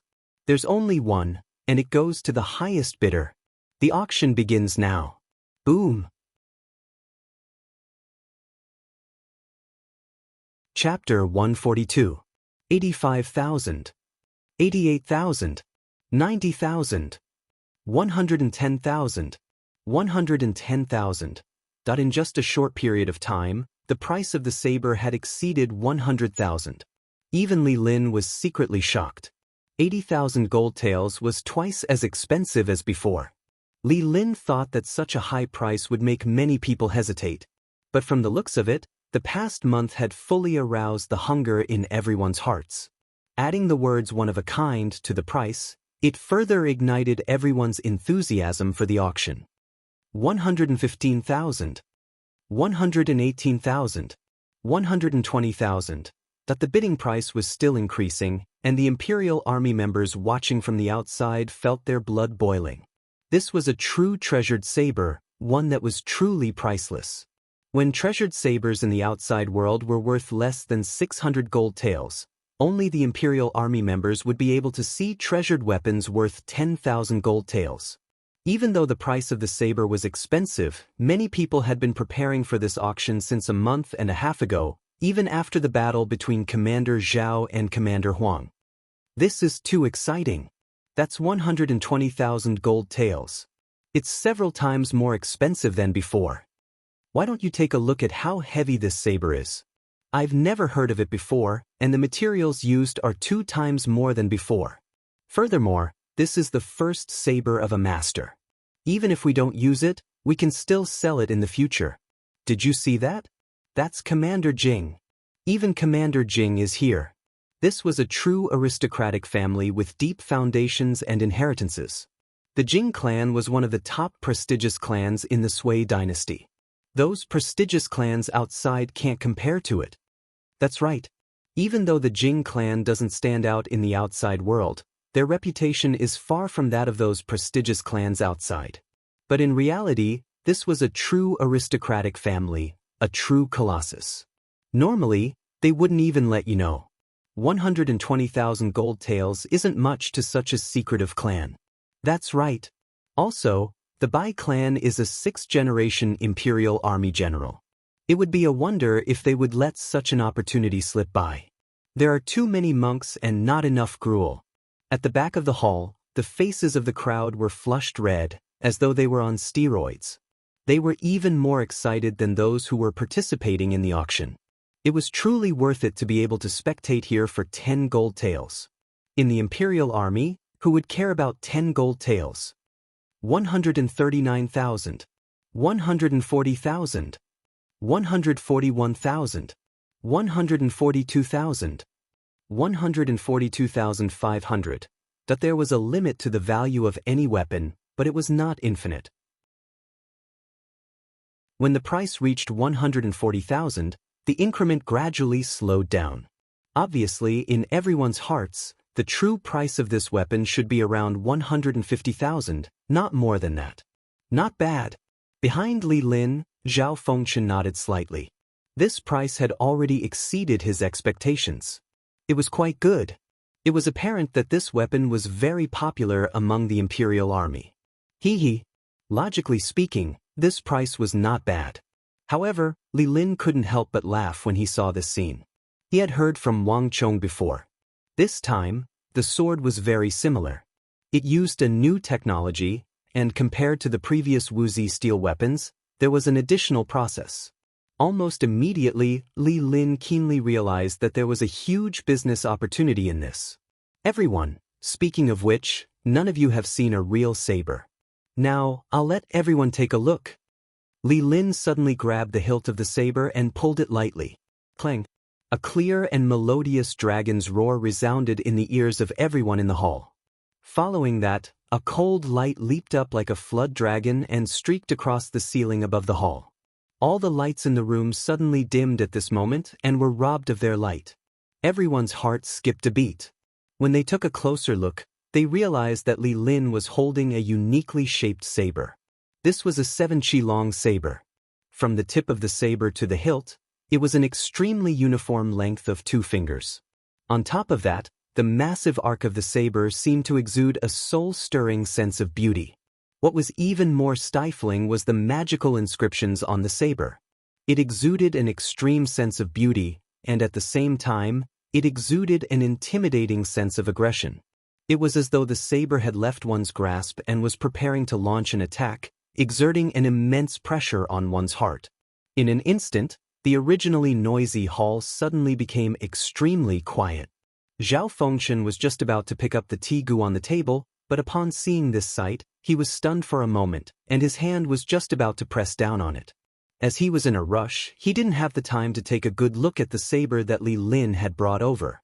He thought that since they were both made of Wuzi steel, there shouldn't be much of a difference between them. However, Zhao Fengchen suddenly realized that the saber in Li Lin's hand was slightly different from his. It wasn't just in terms of appearance. Seeing that he had attracted the attention of the entire hall, Li Lin nodded in satisfaction. Shua! With a flick of his wrist, Li Lin brandished his saber in the air. Li Lin's movement wasn't huge, but the effect of his saber was astonishing. The temperature in the massive hall suddenly plummeted, and from where Li Lin was standing, a huge gale suddenly blew. Due to Li Lin's slight movement, the calm air flow suddenly fell into disorder. The air seemed to have been sliced into millions of pieces, and even the area in front of the empty metal table was torn apart, forming numerous vortexes. On Zhao Fengchen's left and right, upon seeing this sight, the eyes of the 2 commanders who weren't too concerned abruptly narrowed and their faces warped. How sharp! Li Lin's strength was on a completely different level from that of Wang Chong's. The commotion caused by his saber was far greater than that of Wang Chong's. Everyone present was an expert, and with a single glance, they could tell that Li Lin's saber was sharp to the extreme. It was on a completely different level from Zhao Fengchen's saber. My clothes. The Imperial Army members participating in the auction suddenly exclaimed in shock. An Imperial Army member lowered his head to look at the undergarments that were exposed from his collar in shock. Unknowingly, the undergarments that were exposed had been torn apart by Li Lin's saber. At this moment, everyone looked at the 7-chi-long saber in Li Lin's hand once more, and their gazes immediately changed. This saber was simply too sharp. Wielding such a saber, it wouldn't be a problem for him to challenge an even stronger opponent than him. Not only would he not be at a disadvantage, his opponent might even be intimidated by him. 150,000 taels. Lord Li, I want this saber. Suddenly, someone raised his hand and shouted loudly. 160,000 taels. I want it. 180,000 taels. 190,000 taels. The others also came to a realization, and the crowd went into a frenzy. This saber had already reached an inconceivable level, and it was practically a killing machine. More importantly, there was no market for it. 200,000 taels? A voice shouted. Great! Li Lin's face flushed in agitation, and he clenched his fists tightly. The reason why he intentionally didn't draw his saber previously was for this moment. And now he had achieved his goal. Wait a moment. All of a sudden, a cold bellow sounded. This voice was incredibly loud, and it harnessed immense might, causing the ceiling of the hall to tremble. This abrupt change caused the entire hall to fall silent. Countless gazes turned toward the direction where the voice came from. With this glance, many people revealed astonished expressions. Lord Huang, General Huang. Some of the Imperial Army members seated at the front row stood up and bowed slightly to show their respect. Huangshan, what are you doing here? At the top of the hall, Zhao Fengchen was seated upright, but upon seeing that person, his expression turned cold and he abruptly stood up. A majestic aura gushed forth like a tidal wave. The temperature in the hall plummeted, and the atmosphere abruptly turned tense. Amidst the crowd, there was a black-skinned man with a muscular body reminiscent of a bear. He was no other than Zhao Fengchen's nemesis in the royal palace, Huang Xiaotian. Due to the selection battle, Zhao Fengchen and Huang Xiaotian had fallen out. And after the selection battle, their relationship became even more tense. No one could have expected Huang Xiaotian to appear at this moment. In an instant, the entire hall fell silent. Everyone held their breath, and no one dared to speak. The atmosphere was incredibly tense. Since you can come, why can't I? Does the Cold Palace have your surname? Besides, weren't you the ones who invited me here? Huang Xiaotian's eyes were as sharp as copper bells, and his black beard gave him a boorish appearance. His voice was extremely loud, and it felt as though he was being unreasonable. Before Huang Xiaotian could finish his words, he flicked his wrist, and a metal slip appeared on his fingertips. Upon seeing this metal slip, Zhao Fengchen's complexion immediately turned awful. He abruptly turned his head to look at Li Lin. It wasn't me, I don't know either. This sight was too abrupt, and Li Lin's complexion wasn't much better than Zhao Fengchen's. Zhao Fengchen and Huang Xiaotian were like fire and water, and in Zhao Fengchen's heart, Huang Xiaotian was a taboo. Wasn't this fellow trying to ruin Zhao Fengchen's reputation by appearing here? However, Li Lin knew that the metal slip in Huang Xiaotian's hand wasn't from him. He was on the same boat as Zhao Fengchen, and ruining Zhao Fengchen's reputation was equivalent to ruining his own. How could he possibly do that? Seeing Li Lin shake his head, Zhao Fengchen took in a deep breath, and his complexion improved. Without a doubt, Huang Xiaotian's supporters in the Imperial Army weren't any lesser than his. There was a high chance that Huang Xiaotian's Imperial Army subordinates bought Li Lin's metal slip and gave it to Huang Xiaotian. Huang Xiaotian, what are you trying to do? This isn't your encampment. General Huang, don't mess around. Look at this place. Even though the auction is organized by Lord Zhao and Li Lin, the ones who are buying the sword are our brothers. But the ones who want to buy the sword are our brothers. If you dare to cause trouble, then it's the same as going against all our brothers. The two right Imperial Army commanders by Zhao Fengchen's side stood up. Even though Zhao Fengchen had won the martial selection, the faction behind Huang Xiaotian wasn't weak either. After his defeat, he actually managed to get him the position of vice-marshal. Thus, no one dared to go overboard. It's for the good of our brothers that I came here because I can't stand you fellows swindling our brothers' money. Huang Xiaotian's face was cold, and as he spoke, he strode in from the periphery. You're Li Lin, right? Walking up to Li Lin, Huang Xiaotian narrowed his eyes and narrowed his eyes. His teeth were cold, and he didn't hide his threat at all. Following Zhao Fengchen sure is insightful. I hope that you'll have a bright future in the Imperial Army. Huang Xiaotian, how dare you? Zhao Fengchen slammed the table furiously. On the other side, Li Lin's complexion turned awful under Huang Xiaotian's threat. His standing in the Imperial Army was no longer the same as before, and due to Wang Chang's woozy steel sword, He had managed to gain the limelight in the imperial army. However, compared to figures of Huang Xiaotian and Zhao Fengchen's level, he was clearly lacking. Regardless of whether it was Huang Xiaotian or Zhao Fengchen, both of them had a huge backing behind them. Li Lin had tried to look into the matter, but in the end he accidentally reached the depths of the royal palace. A chill ran down his spine, and he didn't dare to investigate any further. This kind of factional struggle was no small matter.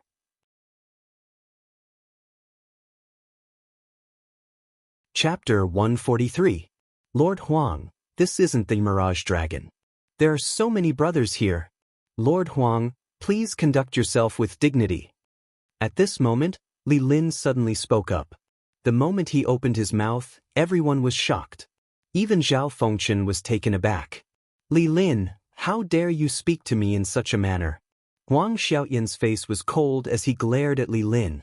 He didn't expect a lowly guard like Li Lin to talk back to him before so many people. Lord Huang, I'll say it once more. This isn't the Mirage Dragon. If Vice Commander Huang wishes to cause trouble, please leave this place. Li Lin spoke once more. This time, his gaze met Huang Xiaoyan's fearless gaze. In the hall, two commanders who were on good terms with Zhao Fengchen stood up, wanting to dissuade Li Lin.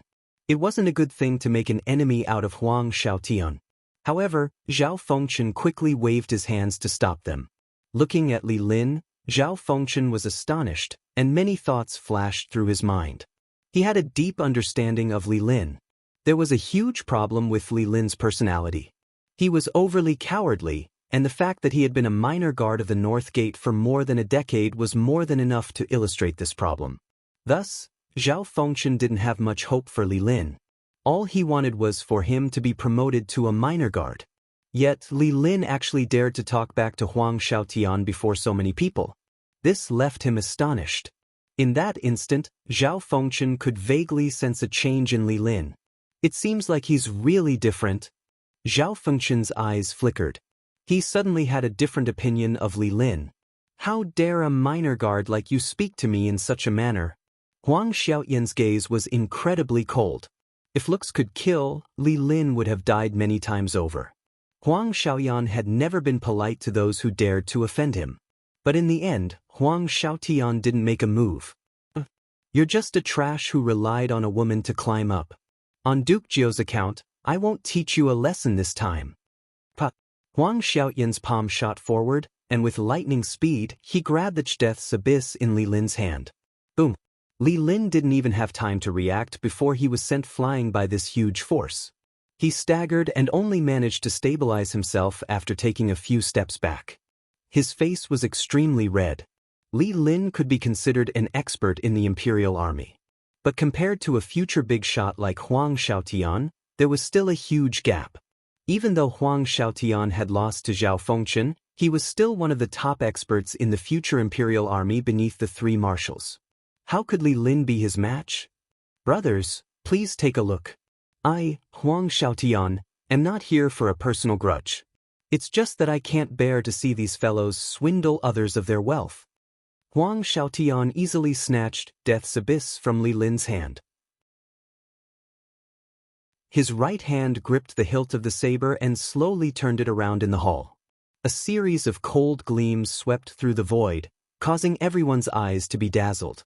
However, Huang Xiaoyan's face was filled with disdain. It was as though this wasn't some treasure saber, but a worthless piece of scrap metal. Huang Xiaoyan, what are you trying to do?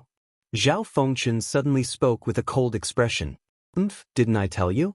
I can't bear to see you swindlers, so I'm here to expose you. Huang Xiaoyan turned to look at Zhao Fengchen and sneered coldly. A powerful aura emanated from his body. What is hard is easy to break.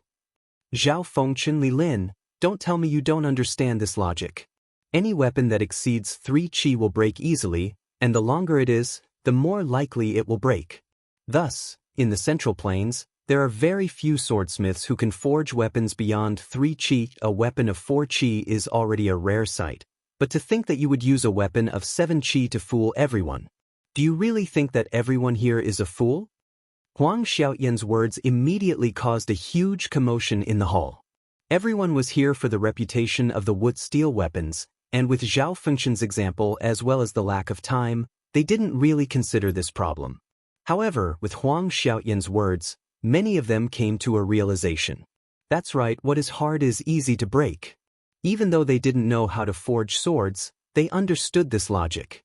Thus, in the Central Plains, no one would forge a weapon that was longer than 4 qi, unless it was a spear or halberd. However, this type of weapon was meant to be hunted on the battlefield, so it wasn't rare at all. In the military warehouse of the Tang dynasty, there were plenty of such weapons. Even if they were to break, they could just replace them with a new one. Furthermore, the cost was extremely low. However, a sword was different. No one would want to buy a sword that would break easily. Lord Huang's words aren't without reason. Indeed, this saber is a little too long, that the imperial army commanders whispered to one another, and they nodded their heads. Initially, they were dissatisfied with Huang Xiaotian. They thought that he was here to wreak havoc and exact vengeance after losing to Zhao Fengchen. However, his words weren't completely unreasonable.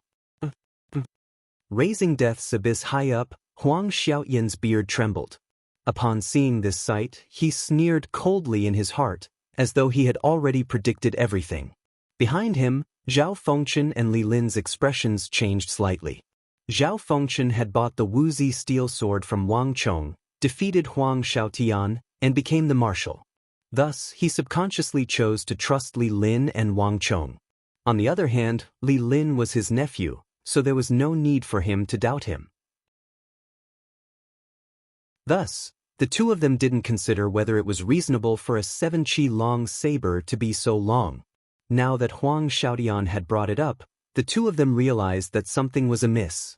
The principle that something that was hard would break easily was the most basic of all. Huang Xiaotian wasn't trying to make things difficult for them for no reason. Li Lin. Zhao Fengchen wanted to ask Li Lin about it, but the moment he thought of it, he stopped himself. It was already too late to ask anything before so many people. Furthermore, if there was really a problem, their reputation would be tarnished by Huang Xiaoyan's actions before so many people. To dare to scam so many brothers, there would probably be no place for them in the imperial army in the future. It was precisely because of this that their faces turned incomparably grim. But at this moment, there was no turning back. Chong, you mustn't let anything happen to me. Li Lin thought anxiously. He didn't have the time to think about how Huang Xiaotian would snatch the death's abyss. Standing in the hall, he could sense that the gazes everyone was looking at him from all directions weren't right. But for his nephew, Li Lin couldn't say anything even if he was scammed. Brothers, the sharper the weapon isn't necessarily the better. This weapon might look grand, but it's actually nothing more than a pile of scrap metal. Today, I'll show you what this death's abyss is and see if it's worth your money. As Huang Xiaotian spoke, he raised the 7 qi death's abyss in one hand and stretched out the index finger of his other hand. With a slight bend, he flicked his finger toward the 70% of the death's abyss. Ong long long. The sound of wind and thunder exploded in the air. Huang Xiaotian's fingertip instantly exploded with a dazzling golden energy that was like a comet. Although the energy was formed from yuan qi, it was as hard as diamond and gave off a feeling that it was indestructible. Diamond Gale Lightning Finger. This was one of Huang Xiaoyan's ultimate techniques. It allowed one to concentrate all of one's strength into a single finger, making it as tough as Vajra. In close-range combat, Huang Xiaotian could even fight barehanded against an opponent wielding a divine weapon with only one hand behind his back. In Huang Xiaoyan's previous battles, he had broken the record of more than 100 treasured swords and sabers. The most famous instance of Huang Xiaoyan's Diamond Gale Lightning Finger was when Huang Xiaotian was out on a mission. When he passed by a mountain, he saw a dozen zhang tall basalt cliff. The entire cliff was a single piece of basalt rock embedded into the mountain. Huang Xiaotian's companions joked with him, asking if his Diamond Gale Lightning Finger could leave a mark on the basalt rock. In the end, Huang Xiaotian only chuckled. He walked up to the cliff, and with a flick of his finger, he shattered the entire basalt rock. Eventually, like a spider web, it shattered into countless fragments and fell down. This incident was extremely famous in the imperial army. Even decades later, Huang Xiaoyan's name would still be mentioned by others, and it became a beautiful story. If Huang Xiaotian were to use his Diamond Gale Lightning Finger, there probably wouldn't be many weapons that could withstand it. At the very least, a 7-chi long saber wouldn't be able to withstand it. Wait a moment. Zhao Fengchen shouted. He wanted to stop Huang Xiaotian, but it was already too late. Hong long long, the entire hall was filled with the sound of wind and thunder. It was as though countless lightning bolts were streaking across the hall. In that instant, before everyone's eyes, time seemed to have come to a halt.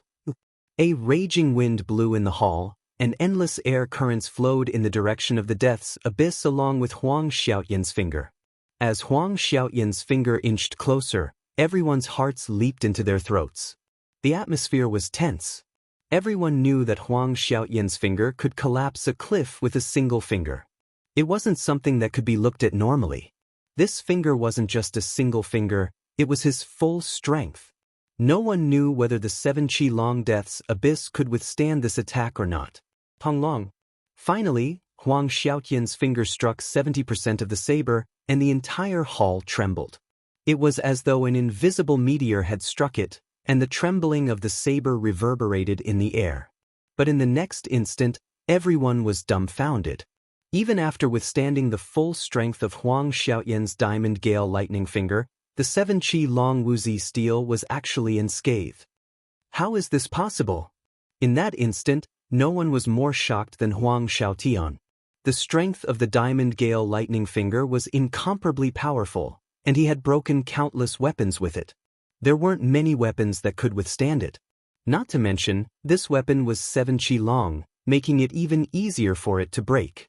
As long as he flicked his finger at 70% of the saber's hilt, the weapon would definitely shatter inch by inch. It was impossible for a weapon that was 7-chi long to withstand his attack. This is impossible. Huang Xiaotian flicked his finger at the saber once more. This time, it was fast, hurried, and heavy. Long. The ground trembled, but the 7-chi long death's abyss in Huang Xiaoyan's hand remained unharmed. In that instant, Huang Xiaoyan's face paled. Just as Huang Xiaotian was about to flick his finger for the third time, Zhao Fengchen finally couldn't stand it anymore. Huang Xiaoyan, stop it. Zhao Fengchen bellowed furiously, if you don't stop now, don't blame me for getting nasty. Zhao Fengchen placed his right hand on the Wuzi steel sword by his waist, and with a stern expression, he exuded the disposition of a commander. Just as Li Lin had said, this wasn't the territory of the Mirage Dragon or Huang Xiaoyan. Since Huang Xiaotian dared to act so brazenly, he shouldn't blame him for getting nasty. Vice Commander Huang, I've already said it. You're here to cause trouble. What do you mean by you can't stand us? You're here to exact vengeance. At this moment, Li Lin couldn't help but burst into laughter and heave a sigh of relief. In that instant he nearly died from fright. If Huang Xiaotian were to break down, he would have no place in the imperial army at all. In fact, even Zhao Fengchen wouldn't be able to tolerate him. Chong, a good job. Li Lin's eyes glowed, and he couldn't help but burst into laughter. This nephew of his had really given him face this time. Li Lin was certain that after Huang Xiaotian's ruckus, in the future, he would be like a fish in water in the imperial army. The Wuzi steel weapons would become even more famous than before. Furthermore, the number of commanders in the imperial army who would request for swords from the Wang clan would be as many as carps in the river.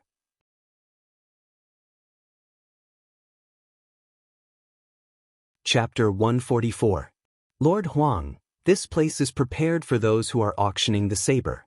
If you don't wish to auction this saber, please leave. Also, even if Lord Huang wishes to buy it, Li Lin glanced deeply at the metal lot in Huang Xiaoyan's hand, and an indiscernible smile appeared in his eyes. Lord Huang, I'll have to ask you to change the metal lot next time.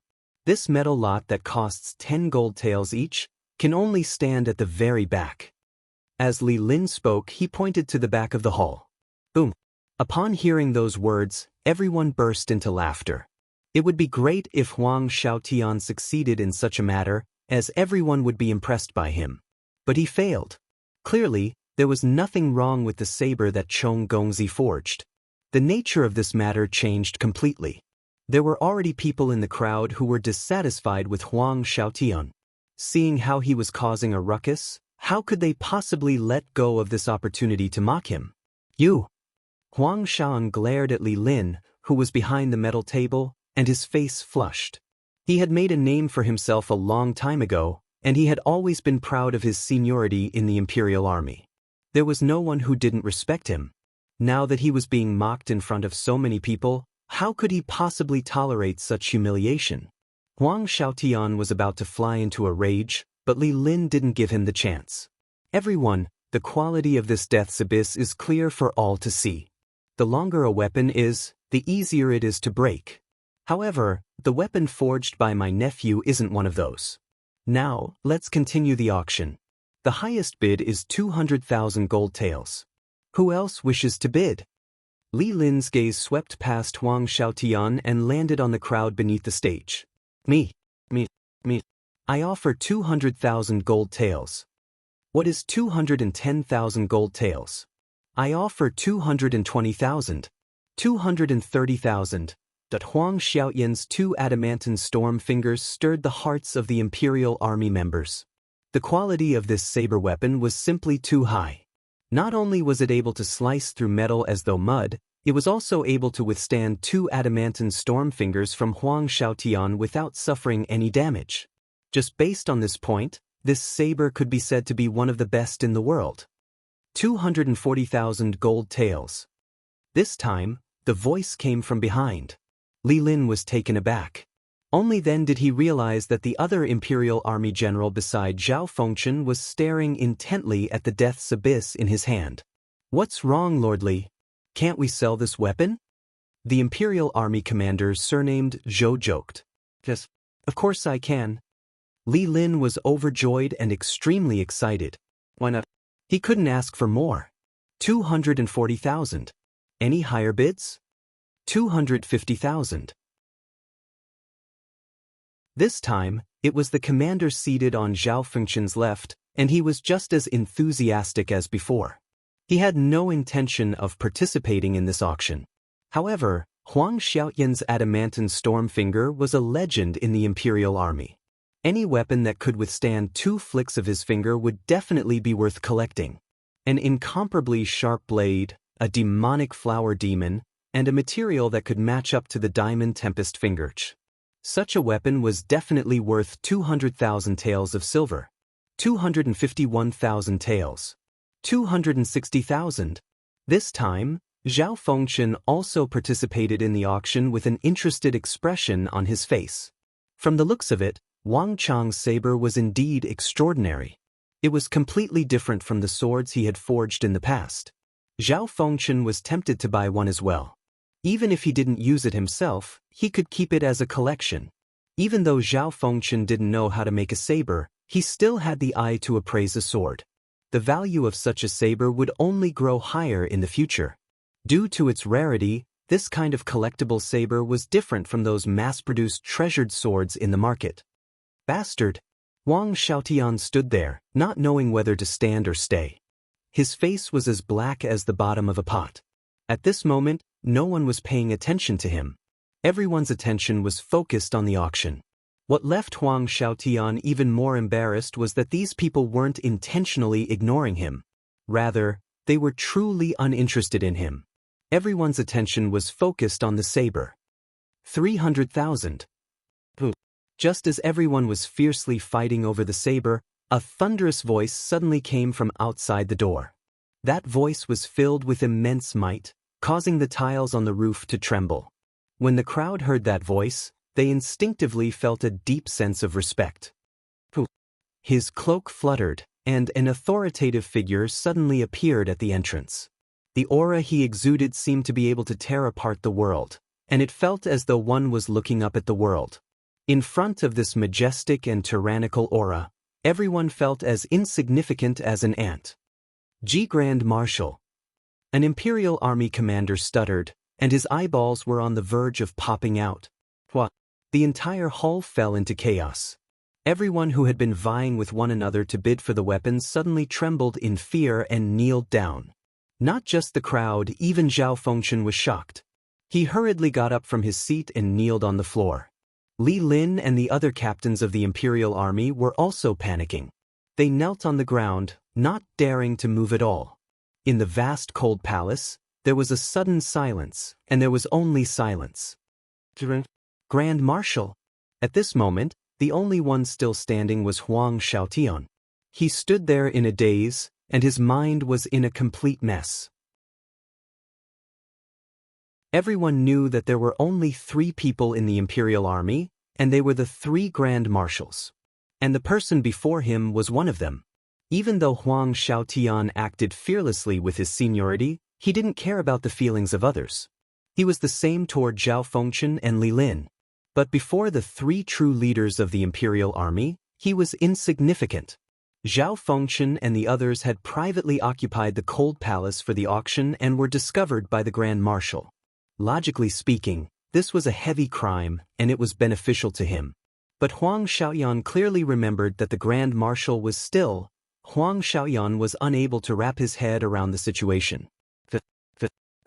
That towering and imposing figure strode over, getting closer and closer to Huang Xiaotian. Just as Huang Xiaotian was filled with anticipation, that figure brushed past Huang Xiaotian as if he didn't see him at all. In an instant, Huang Xiaotian's face turned ghastly pale. "You're Li Lin, right?" That towering figure stopped before Li Lin, lowered his head, and smiled. However, it was completely different from how he smiled at Huang Xiaotian. "Yes, that's me." Li Lin couldn't see the expression on the Grand Marshal's face, and his heart trembled in fear. "I've always been looking for a saber that suits me. But it's a pity that I haven't found one. I like this saber a lot." As the majestic, disdainful, and domineering voice spoke, he stretched out his hand and stroked the blade. Immediately, a clear and melodious buzzing sound rang out. It was very pleasant to listen to. It's a pity that the inscription on it is too weak. It's not worthy of a top-notch weapon of this quality. But it doesn't matter, I can get someone to inscribe it again. The Grand Marshal spoke as he twirled the saber in his hand, as though he couldn't bear to part with it. Li Lin's face fell to the ground, and he suddenly recalled something. That's right. Of the 3 Grand Marshals, one was indeed a saber expert. However, he had never heard of him using a saber. Li Lin didn't pay much attention to it in the past. But now that he heard it, could it be that he didn't have a saber in the past? Or perhaps, he hadn't found a suitable saber in the first place. If that was the case, Lord, I, Li Lin, am willing to offer this saber to the Grand Marshal for free. Li Lin immediately declared. His voice was firm, and there was a hint of hesitation in it. 300,000 gold taels might be precious, but Li Lin knew what it meant to him and Lord Zhao if he could win the favor of the Grand Marshal. With the protection of this lord, his and Zhao Fengchen's future in the Imperial Army would be bright, and no one would dare to do anything to them. Huang Xiaotian's incident would never happen again. To be able to win the favor of an Imperial Army Grand Marshal with 300,000 gold taels, this was a rare opportunity. Even if Wang Chong were to learn of it, he would surely support Li Lin. The moment Li Lin said those words, Huang Xiaotian's face darkened. However, the Grand Marshal's reaction was out of Li Lin's expectations. "There's no need for it. 300,000 gold taels, it's decided. There's no need to say anything more." The Grand Marshal's voice was firm, and there was no room for doubt. 300,000 gold taels, right? I'll get someone to pass it to you soon. Your name is Li Lin, right? I'll remember this name. Your saber, I like it a lot. As the Grand Marshal spoke, he picked up the saber on the table and left. His black cloak fluttered in the wind, and it didn't take long for him to disappear into the night. Even though he had taken away the Death's Abyss, no one thought that the Grand Marshal would go back on his words. In the Imperial Army, the Grand Marshal's words were the golden tongue. Li Lin and Zhao Fengchen stood up from the ground, and they glanced at one another. Slowly, smiles appeared in their eyes. Lifting their heads, they realized that Huang Xiaoyan had already disappeared. However, they knew that this fellow wouldn't dare to act arrogantly before them anymore. The Grand Marshal of the Imperial Army. Wang Chong had done them a huge favor. Putting aside the matter regarding the Imperial Army, after handing the Death's Abyss to his uncle, Wang Chong began searching for the evil emperor while heading to the Ghost Tree district to play chess. There was still no news of the evil emperor, and Wang Chong didn't know where to look for him. Thus, his progress was slow. On the other hand, in the Ghost Tree district, on the golden chessboard, Wang Chong was pushing his opponent closer and closer, and he was gaining the upper hand. He had almost cornered his opponent.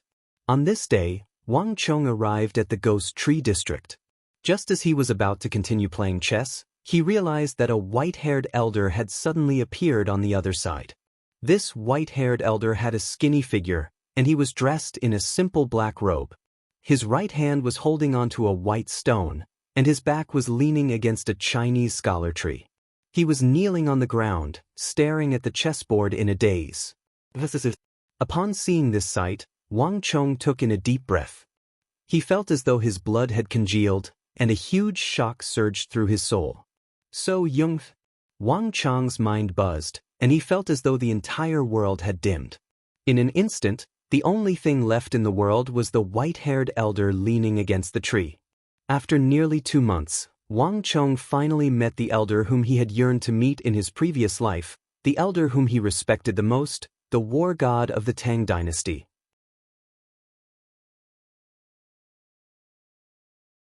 Chapter 145.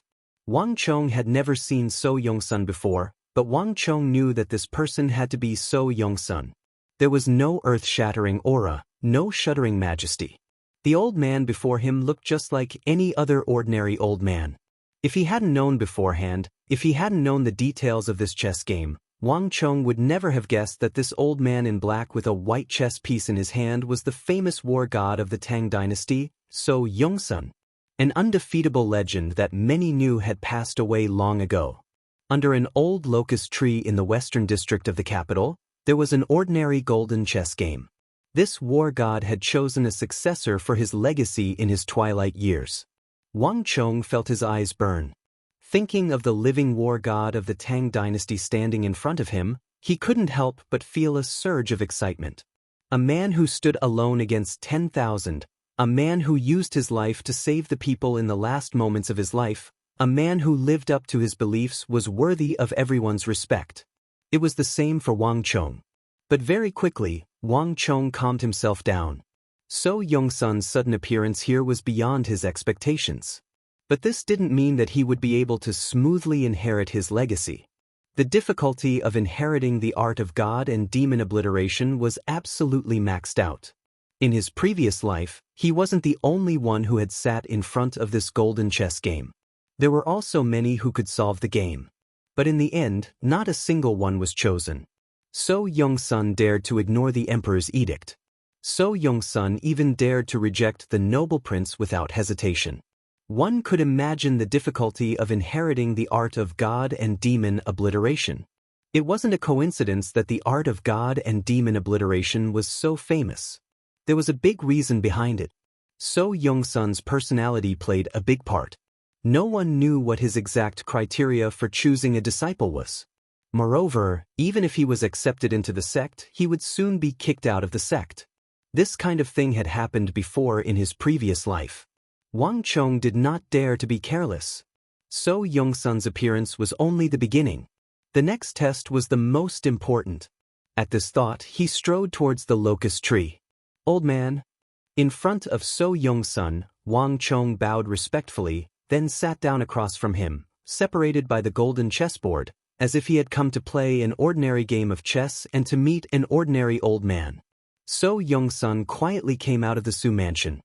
He wore a simple robe and restrained his overwhelming aura. He was traveling in a low-key manner. Obviously, he did not want anyone to discover his identity. At a time like this, Wang Chong naturally wouldn't say something like "senior" or something along the lines of being well-behaved and trembling with fear. At a time like this, it would be better to be more casual and at the same time show appropriate respect. So Yong-sun did not speak. His thick eyebrows were tightly knitted as he stared at the black and white chess pieces on the golden chessboard, as if he didn't notice Wang Chong. "Brother, you are so awesome. Grandpa has been sitting here for half a day. He still doesn't know where to place his next move."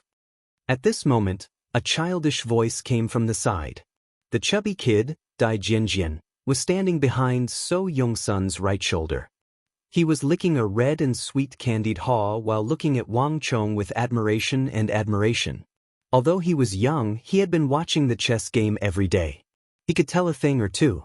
The big brother he met this time seemed to be very powerful. The old grandpa actually didn't know where to place his next move. Jenner. Suddenly, a majestic voice was heard. So Young-sun frowned slightly, but his body and movements didn't change at all. He was still holding the white chess piece and staring at the chessboard. The little boy stuck out his tongue, quickly shut his mouth and walked away alone. Wang Chong smiled and shifted his gaze back to the golden chessboard. With just a glance, the chess pieces on the chessboard were exactly the same as when he left yesterday. In other words, from yesterday until now, So Young-sun still hadn't figured out where to place his white chess piece. So Young-sun hadn't placed his chess piece yet, and naturally, it wasn't Wang Chong's turn yet. Everything was still the same as it was yesterday. Ji. The sound of cicadas chirping came from the locust tree, but no one spoke. So Young-sun didn't speak, and Wang Chong didn't find it appropriate to speak either. Under the locust tree, all was silent. Young man, your way of playing is a little strange. After some time, So Young-sun finally raised his head. His expression was solemn as he looked at Wang Chong. This was the first time Wang Chong had a chance to look at him face to face. So Young-sun was very skinny, but he was very dignified and gave off a sense of righteousness. However, his face was expressionless and unsmiling, giving off a very old-fashioned feeling. In addition, his eyebrows were very thick and snow-white. Even though So Young-sun had closed his door and refused to meet any guests for many years, and hadn't interacted with the court or the military for decades, his entire temperament had changed a lot. But in that relaxed and ordinary face, Wang Chong could still find the strength of the famous war god of the past. One was the war god of the past, the other was the future grand marshal of the world. This game of chess was a way for the war god to choose his disciples, and it was also a contest between the old and new marshals. Although in terms of martial arts, he wasn't a match for old Marshal Su, in terms of strategy, Wang Chong was more than confident. Even if his opponent was a war god like So Young-sun, Wang Chong was still confident that he could beat him. Old senior, war is the land of life and death. There is only victory and defeat. What is good and evil? Hearing So Young-sun mention the word evil, Wang Chong didn't hold back. Although his martial arts were far inferior to So Young-sun's, in terms of strategy, Wang Chong had experienced the chaotic end of the world. He had experienced thousands of battles, large and small, and was extremely experienced. Even if his opponent was So Young-sun, even if he was facing a person like the war god, Wang Chong wasn't inferior. So Young-sun slightly frowned. He clearly didn't expect Wang Chong to say this. He said that Wang Chong's chess style was evil, but Wang Chong had directly brought the game of chess to the path of war. Chess and war were interlinked, and Go was born from war. Wang Chong's words weren't wrong. Holding the heavy chess piece in his hand, So Young-sun once again stared at the game in silence. Clack. After some time, he seemed to have finally thought it through. So Young-sun's white chess piece finally landed on the board with a clack. After such a long time, So Young-sun finally thought of a countermeasure. This sudden action immediately attracted Wang Chong's attention. But with just a glance, Wang Chong inwardly laughed. So Young-sun's move truly seemed like a clever move. This white chess piece seemed to have the power to overturn the heavens and overturn the earth, to reverse the game of chess and create a path of survival. But in Wang Chong's eyes, he could only shake his head. Just as I expected. Wang Chong chuckled. He picked up a black chess piece from the box next to him and swiftly placed it on the center of the board. The moment this black chess piece landed, the situation on the board suddenly changed. Just a moment ago, Su Zhengchen looked as if he had just narrowly escaped death, and he had a brilliant move that could turn the tables around. But in an instant, his miraculous move turned into something rotten. With the death of a massive dragon, Su Zhengchen's army was completely routed. Under the locust tree, in front of the chessboard, So Young-sun's brows immediately furrowed deeply, his expression extremely solemn. He had set up a chess game in the Ghost Tree district. Originally, it was to lower the difficulty and not stick to a single pattern, to select people with some talent in the art of war. But he had not expected this game to turn into an all-out war in the end, and he had actually lost. So Young-sun had not expected this at all. Staring at this chess game of utter defeat, So Young-sun did not move. His expression was extremely solemn, and no one knew what he was thinking. "Whose child are you?" After some time, So Young-sun finally raised his head. To have such a game of chess in a chess game, this was definitely not something that could be taught by an ordinary family. "Elder, I do not dare to refuse. I am Wang Chong, the son of General Wang Yan of the Tang dynasty, and the grandson of the former Prime Minister Wang Jiuling." Wang Chong sat up on his knees, speaking confidently and respectfully. "So, you're a descendant of Wang Bo?" So Young-sun's eyebrows twitched, but there wasn't much of an expression on his face. Duke Jiu Wang Jiuling, the virtuous Prime Minister of the Tang dynasty, there wasn't a single person in the Central Plains who didn't know of him. Speaking of which, there was no one who didn't raise their thumbs to show their respect. But So Young-sun didn't address him directly by his name, but by his name. There wasn't the slightest hint of respect on his face either, as though he was speaking of a junior. If it was someone else, Wang Chong might have felt that the other party was insulting him, and he might have stood up and left. However, Wang Chong knew that there were only a few people in the entire Tang dynasty who were qualified to address his grandfather as a senior. So Young-sun was one of them. As the war god, So Young-sun's era of fame far surpassed that of his grandfather. Back when he was at the peak of his power, his grandfather was still an unknown lad. Even though his grandfather had just celebrated his 70th birthday not too long ago, in terms of age, he still paled in comparison to the person before him. However, in terms of age, he was still a far cry from the person before him. He could be considered to be relatively young. Thinking about it, how old should he be now? 80? 90? How old should he be now? Over 80?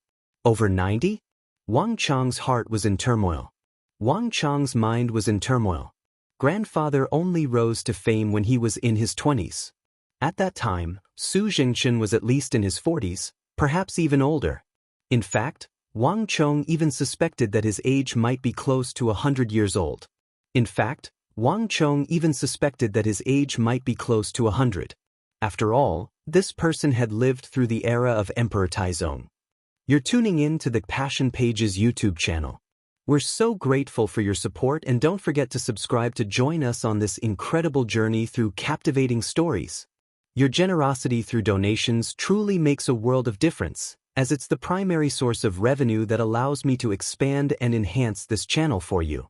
Thank you from the bottom of my heart for being a part of this adventure.